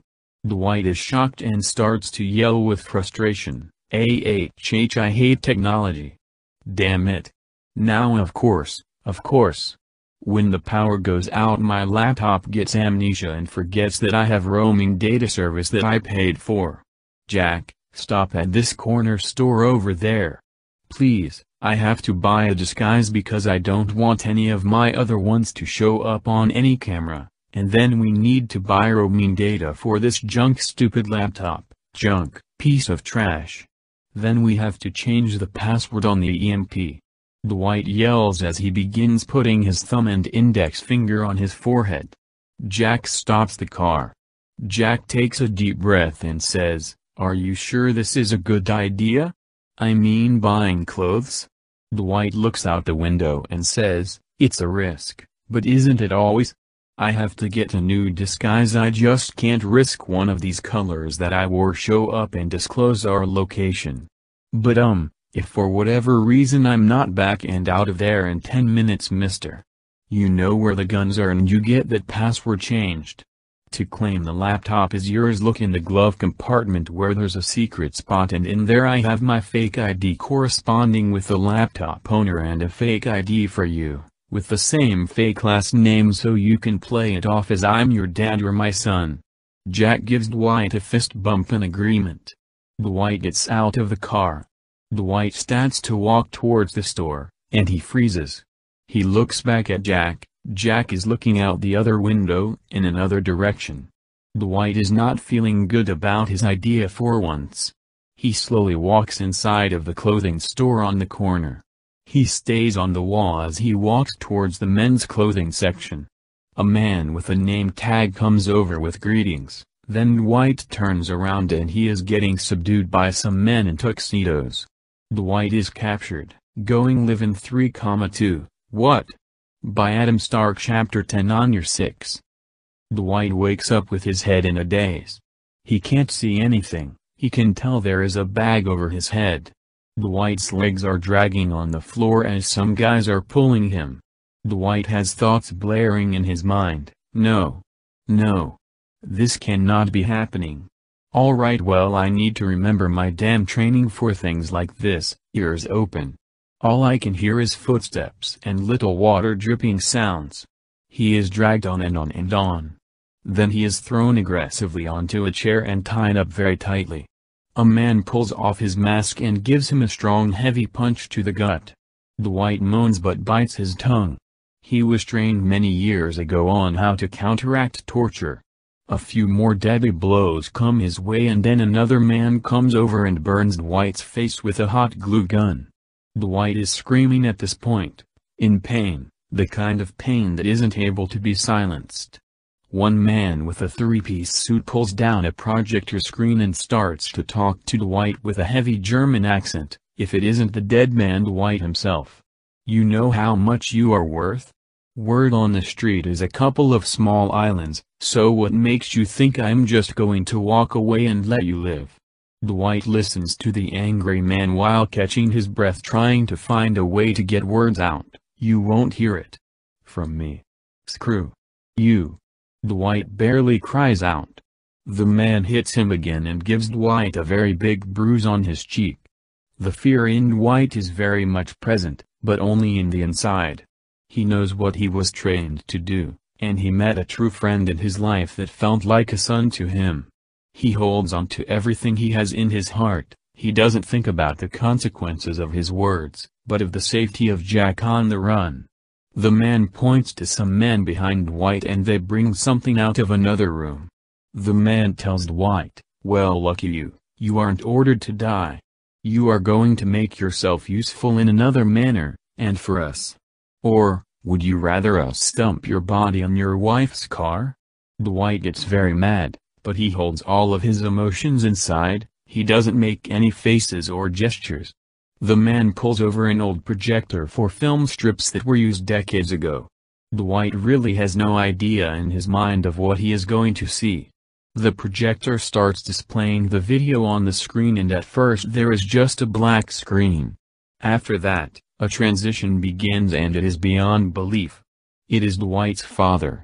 He is giving a speech to a crowd that goes, "I am going further with the production of the ultimate weapon, the EMP nuke. When I finish this diabolical monstrosity, you and I will see to it that we bring ourselves a new world. A world without levels of leaderships, a world with no more aggressive peasants holding on weapons, a world we will destroy and conquer. And then we will tell everyone there is no more freedom. This weapon will destroy technology, wipe out electricity, deactivate security and shut down America's defenses.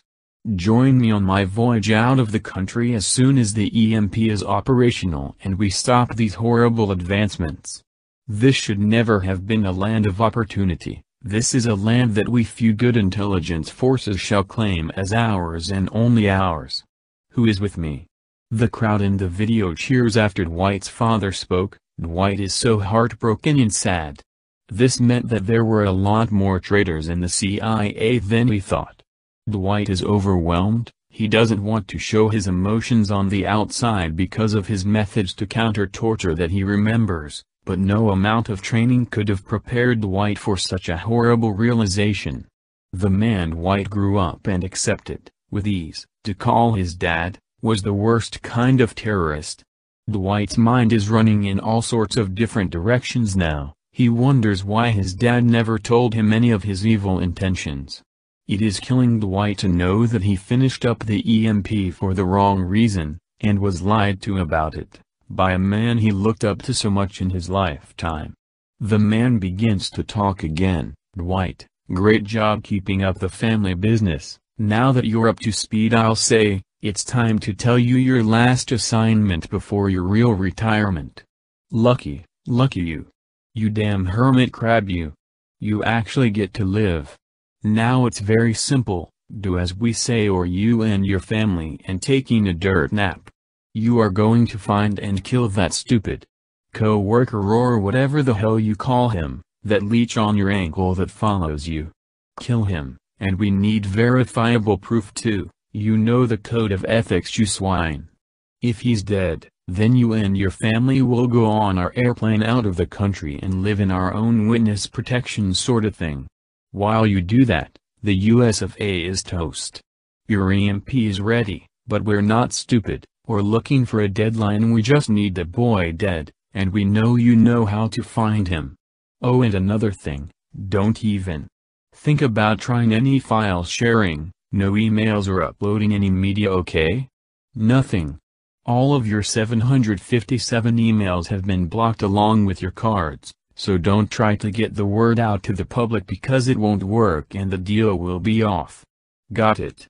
We know that jackass kid is the only one with your knowledge, so kill him, give us the proof and your family and you get to live.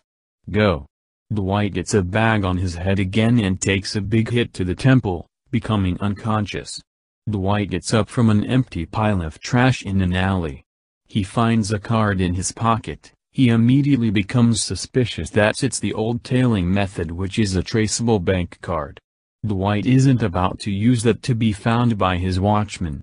So he finds himself on a long walk through the city. Over a mile later he finds a big bank and walks in. He has a plan conducted in his head. He asks to see an accountant.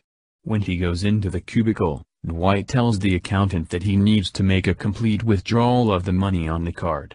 The accountant tells Dwight that it cannot be done, not realizing that he fell right into his trap.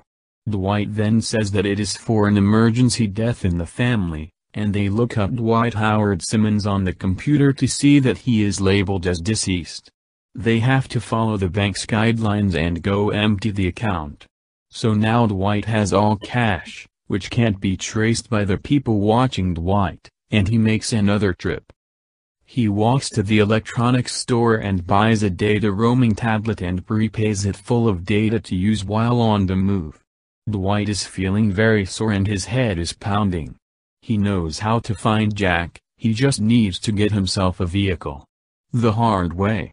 He walks in big circles around the supermarket looking for a ride. He finally sees an old rusty beat-up crappy car. He goes up the driver and grabs his keys out of his hand before he can put them in his pocket, starts the car and drives off in a hurry. He knows that the car will be reported stolen, but he hopes that he can at least use the car to get to Jack and his car before abandoning it. While driving with his left hand, he uses his right hand to log on to his tracker device locator and finds Jack is 20 minutes away. He remembers secretly sneaking a tracker in Jack's hair when he was sleeping. Dwight wonders why Jack didn't move more when he was alone. Confusion? Maybe he knew Dwight was going to come back so he stayed out of sight? Other things were weighing on Dwight's mind as well, that his father was not a good man he thought him to be. A lot of his life feels like a lie now. His other thoughts are hoping to see at least his family safe from these upcoming EMP attacks. Dwight feels responsible for everyone who gets killed by them. Dwight hates himself, self-loathing to the 10th degree. He knows people will die, but in his head he believes a lot of people will die anyway, so he wants to at minimum save his family. Dwight drives up to the location where Jack is, a small rest stop.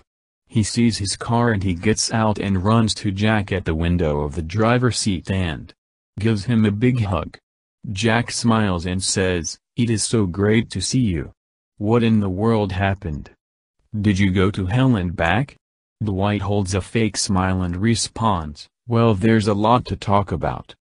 My dad was not the man I thought he was. It turns out that he wants the EMP nukes to destroy us and send us back to prehistoric times, essentially. I was lucky to fight my way out of there. I had to escape my rope I was tied on and kill them all before they killed me. I don't think they know you are helping me. I feel like they would have mentioned something, but now we need you to make an account so we can change the password on the EMP since my accounts and emails have been caught now." Dwight felt terrible having to lie to Jack about those key factors in his interrogation. They get on the old tablet and walk through the hacking process to change the password. Dwight is feeling worse by the minute. He knows what's coming, and he knows he is delaying the inevitable. Dwight writes in his diary to calm down. Jack goes to sleep and Dwight goes to sleep in the seat next to him for a little bit too.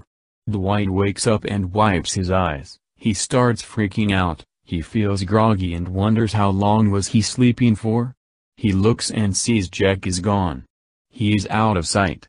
Quickly, he grabs the nearest tablet and goes to his tracker locator. He has a big sigh of relief as he finds out Jack is inside the restroom stop right in front of him. Dwight runs out of the car. He starts tearing up. He feels like he is about to kill his own son.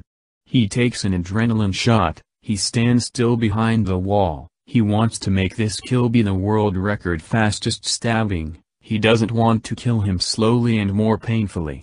Dwight grunts with anger. Runs inside of the bathroom and sees there is only one person in there, in a stall. No one else is inside, so he knows that it has to be Jack. He lunges at the door and kicks it open and thrusts the knife through the top of his skull, causing a sensation of bleeding. He cries and weeps as he runs outside and he leaves the bloody knife on the floor in front of the camera view so the police will see it as soon as possible, and his watchmen will have their proof they are looking for. Dwight now knows he kept his end of the deal, so he should get his family and himself safely out of the country. The last imprint of Jack in his head is his dark black ink tattoo on his arm that he was using to grab toilet paper. It is stained in his head forever. Dwight drives very slowly to a motel. He uses cash to get in. He knows that the plan is for the police to arrest him for the restroom random murder and take him in. When he's in jail, the FBI will show up and say he needs to be sent somewhere else, where then he should be met with his family on a flight out of the country. So he sits on his squeaky spring mattress bed, doing something that is very much out of the ordinary for Dwight to do, drinking lots of alcohol. He is spiraling with tears. He is a serious emotional wreck. He can't stop imagining that there could have been some other way to work around killing his best friend. While sitting on the bed downing beers and getting sick from them, he keeps channel surfing to find the news channel. When he finally does, he watches the first few segments and waits for his murder to show up, all going according to plan. Now, the news segment is starting. The TV cameras are showing the crime scene being sealed off with yellow tape, and there's a quick glimpse inside of the carnage with certain areas censored. Dwight pauses the TV on Jack's body and has a flashback of Jack on his podcast before he ever met him saying, "Here we go again, folks. They are lying to you. The corporate media is lying to you. They hide all of their mistakes and don't say sorry to skeptics they demonize."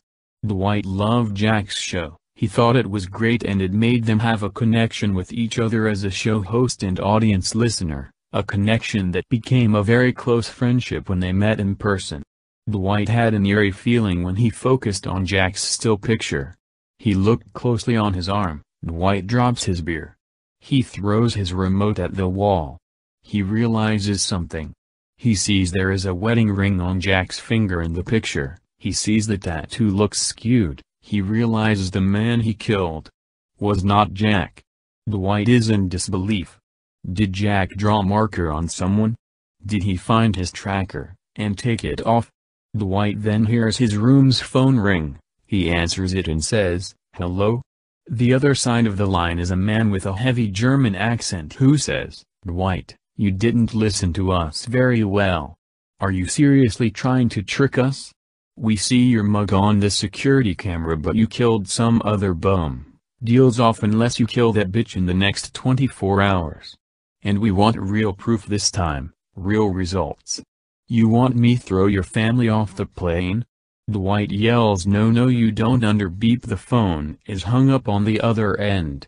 Dwight has an idea, but he is not doing the best job walking while under the influence of alcohol. He runs outside to his car. He sees a cop car pull up and the cop yells for him to go on the ground. Dwight gets in the car and starts it. The cop is pulling on Dwight's left arm to get him out of the car. He uses all of his might to open up the glove box in the passenger seat. He breaks it open just as the cop pulls him out of the car, and at that moment Dwight's questions were all answered. His diary was missing.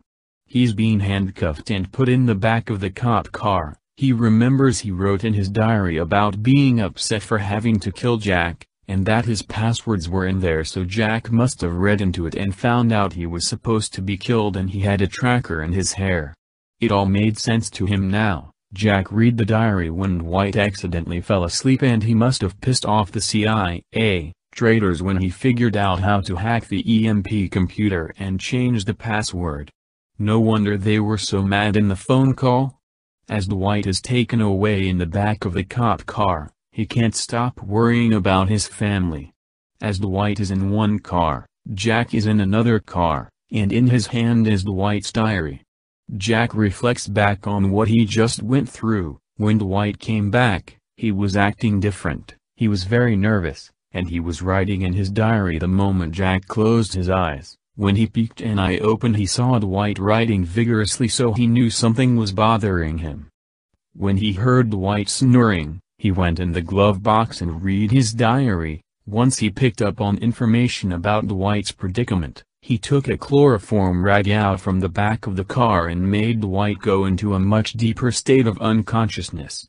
After running around the park nearby, he found another man and used the chloroform on him. took a black Sharpie and made a dark bold drawing that looked like his own on his arm. He swapped clothing with the guy, put the tracker and his hair on the guy, and put his disguise facial hairs on him that White gave him.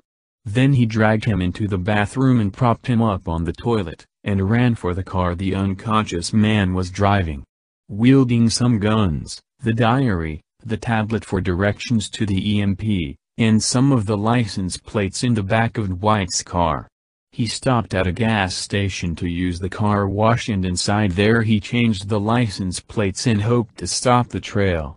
Jack knew he was on camera when he put the guy in the bathroom. He hoped that he wasn't too recognizable. Jack arrives several hours later. He put his armored vest on and his headgear. He put stocks of ammunition around his straps, and he begins attaching his car with C4 detonators. Then he gets the car into position, and puts a heavy piece of scrap metal on the accelerator, and the car goes full speed into the security gate at the entrance. The alarms start ringing and bullets are firing at the car. When the car gets really close to the gate, Jack pushes the detonation button and the car explodes. It shatters the gate into many pieces and some guards fall out of their tower. Jack runs in and starts firing at the opening with his machine gun. Some guards drop instantly, some more come into the area and take cover. Jack throws many grenades at the guards. One of them exposes their cover and Jack shoots him a few times in the neck. The next guard jumps out and shoots and hits Jack in the chest, and Jack hits him back and kills him. Jack felt the bullet hit him, but it didn't go through his vest all the way. Jack looks up and sees a big black helicopter with huge guns on both sides. He immediately storms in the door where there's a hallway. He knows he doesn't stand a chance against that helicopter. Hiding behind a wall, Jack has a hesitation and thinks about dying. He feels like he is committing suicide. He wishes he had maybe taken White's adrenaline shot. Then he snaps out of it and realizes where he is at and focuses on the mission. He hears footsteps and he lays down with his gun aiming in front of him. A group of guards come into his view and he holds the trigger down all the way. 3 men get shot in the legs and 1 man gets shot in his stomach. He has to reload and he looks up to see a guard is still alive, so he runs back in his corner and reloads his whole clip. This clip didn't have duct tape on it. Jack looks down briefly and sees that his blood is flooding down his vest. Looking for a new vantage point, he runs over to a metal barrier behind some loud vents. In Jack's head, he is racing back and forth about which way to find the EMP control room. On one hand, he thinks he just needs to go for it. On the other hand, he strongly thinks he needs to keep moving to different places for cover and kill as many guards as possible first. In the middle of that thought, bullets start breaking the glass behind him. Jack hears someone running towards him. His cover spot is exposed on both sides. He doesn't know if he should run out of it, peek over it and fire, look both ways with his head constantly, or what. He decides to put his gun on the edge of the right side of his cover spot and fire a few bursts. Then he immediately holds his gun tight facing the left side of the cover, and a guard wielding a shotgun steps in front of him. Jack fires the rest of the clip until it is empty. His plan worked. He just tricked the guard to try and flank him on the opposite side of where the gun was firing from. Nonetheless, he takes a moment to relax, and he slides his glove off to see where he had wrote down the new password to the EMP nuke. He takes a moment to reload. Jack runs up to the next room and smashes a guard in the face with his gun's barrel, and he holds him up as a human shield. He moves with him into the control room, and puts his hand on the computer of the EMP to log in it. He sees shooters way up high on balconies aiming at him, yelling to drop it or die. Jack hears the loudest sound he ever heard in his life, and the helicopter crashes through the ceiling on fire and breaks the balcony in half. The propeller on the helicopter hitting the floor explodes and the fire alarms go off, causing the sprinklers on the ceiling to spray. Jack has no idea what happened. He looks out the hole in the wall and sees someone. It's the White. He's running towards him while holding something. Jack holds the hostage guard up back in position and then uses his free hand to log in from reading the diary. He arms the EMP nuke to his location where he is standing in. The sharpshooters yell to Jack, "Put him down and step away from the controls or we will shoot. You leave us no choice." Jack yells back, "Go to hell. I'm sending this weapon to hell before you send this country to hell." Dwight is just outside the room. He starts pulling the trigger on his weapon, while simultaneously the sharpshooters are pulling down their triggers aiming at Jack, and at the exact same time Jack is pulling the switch on the EMP nuke. To be continued.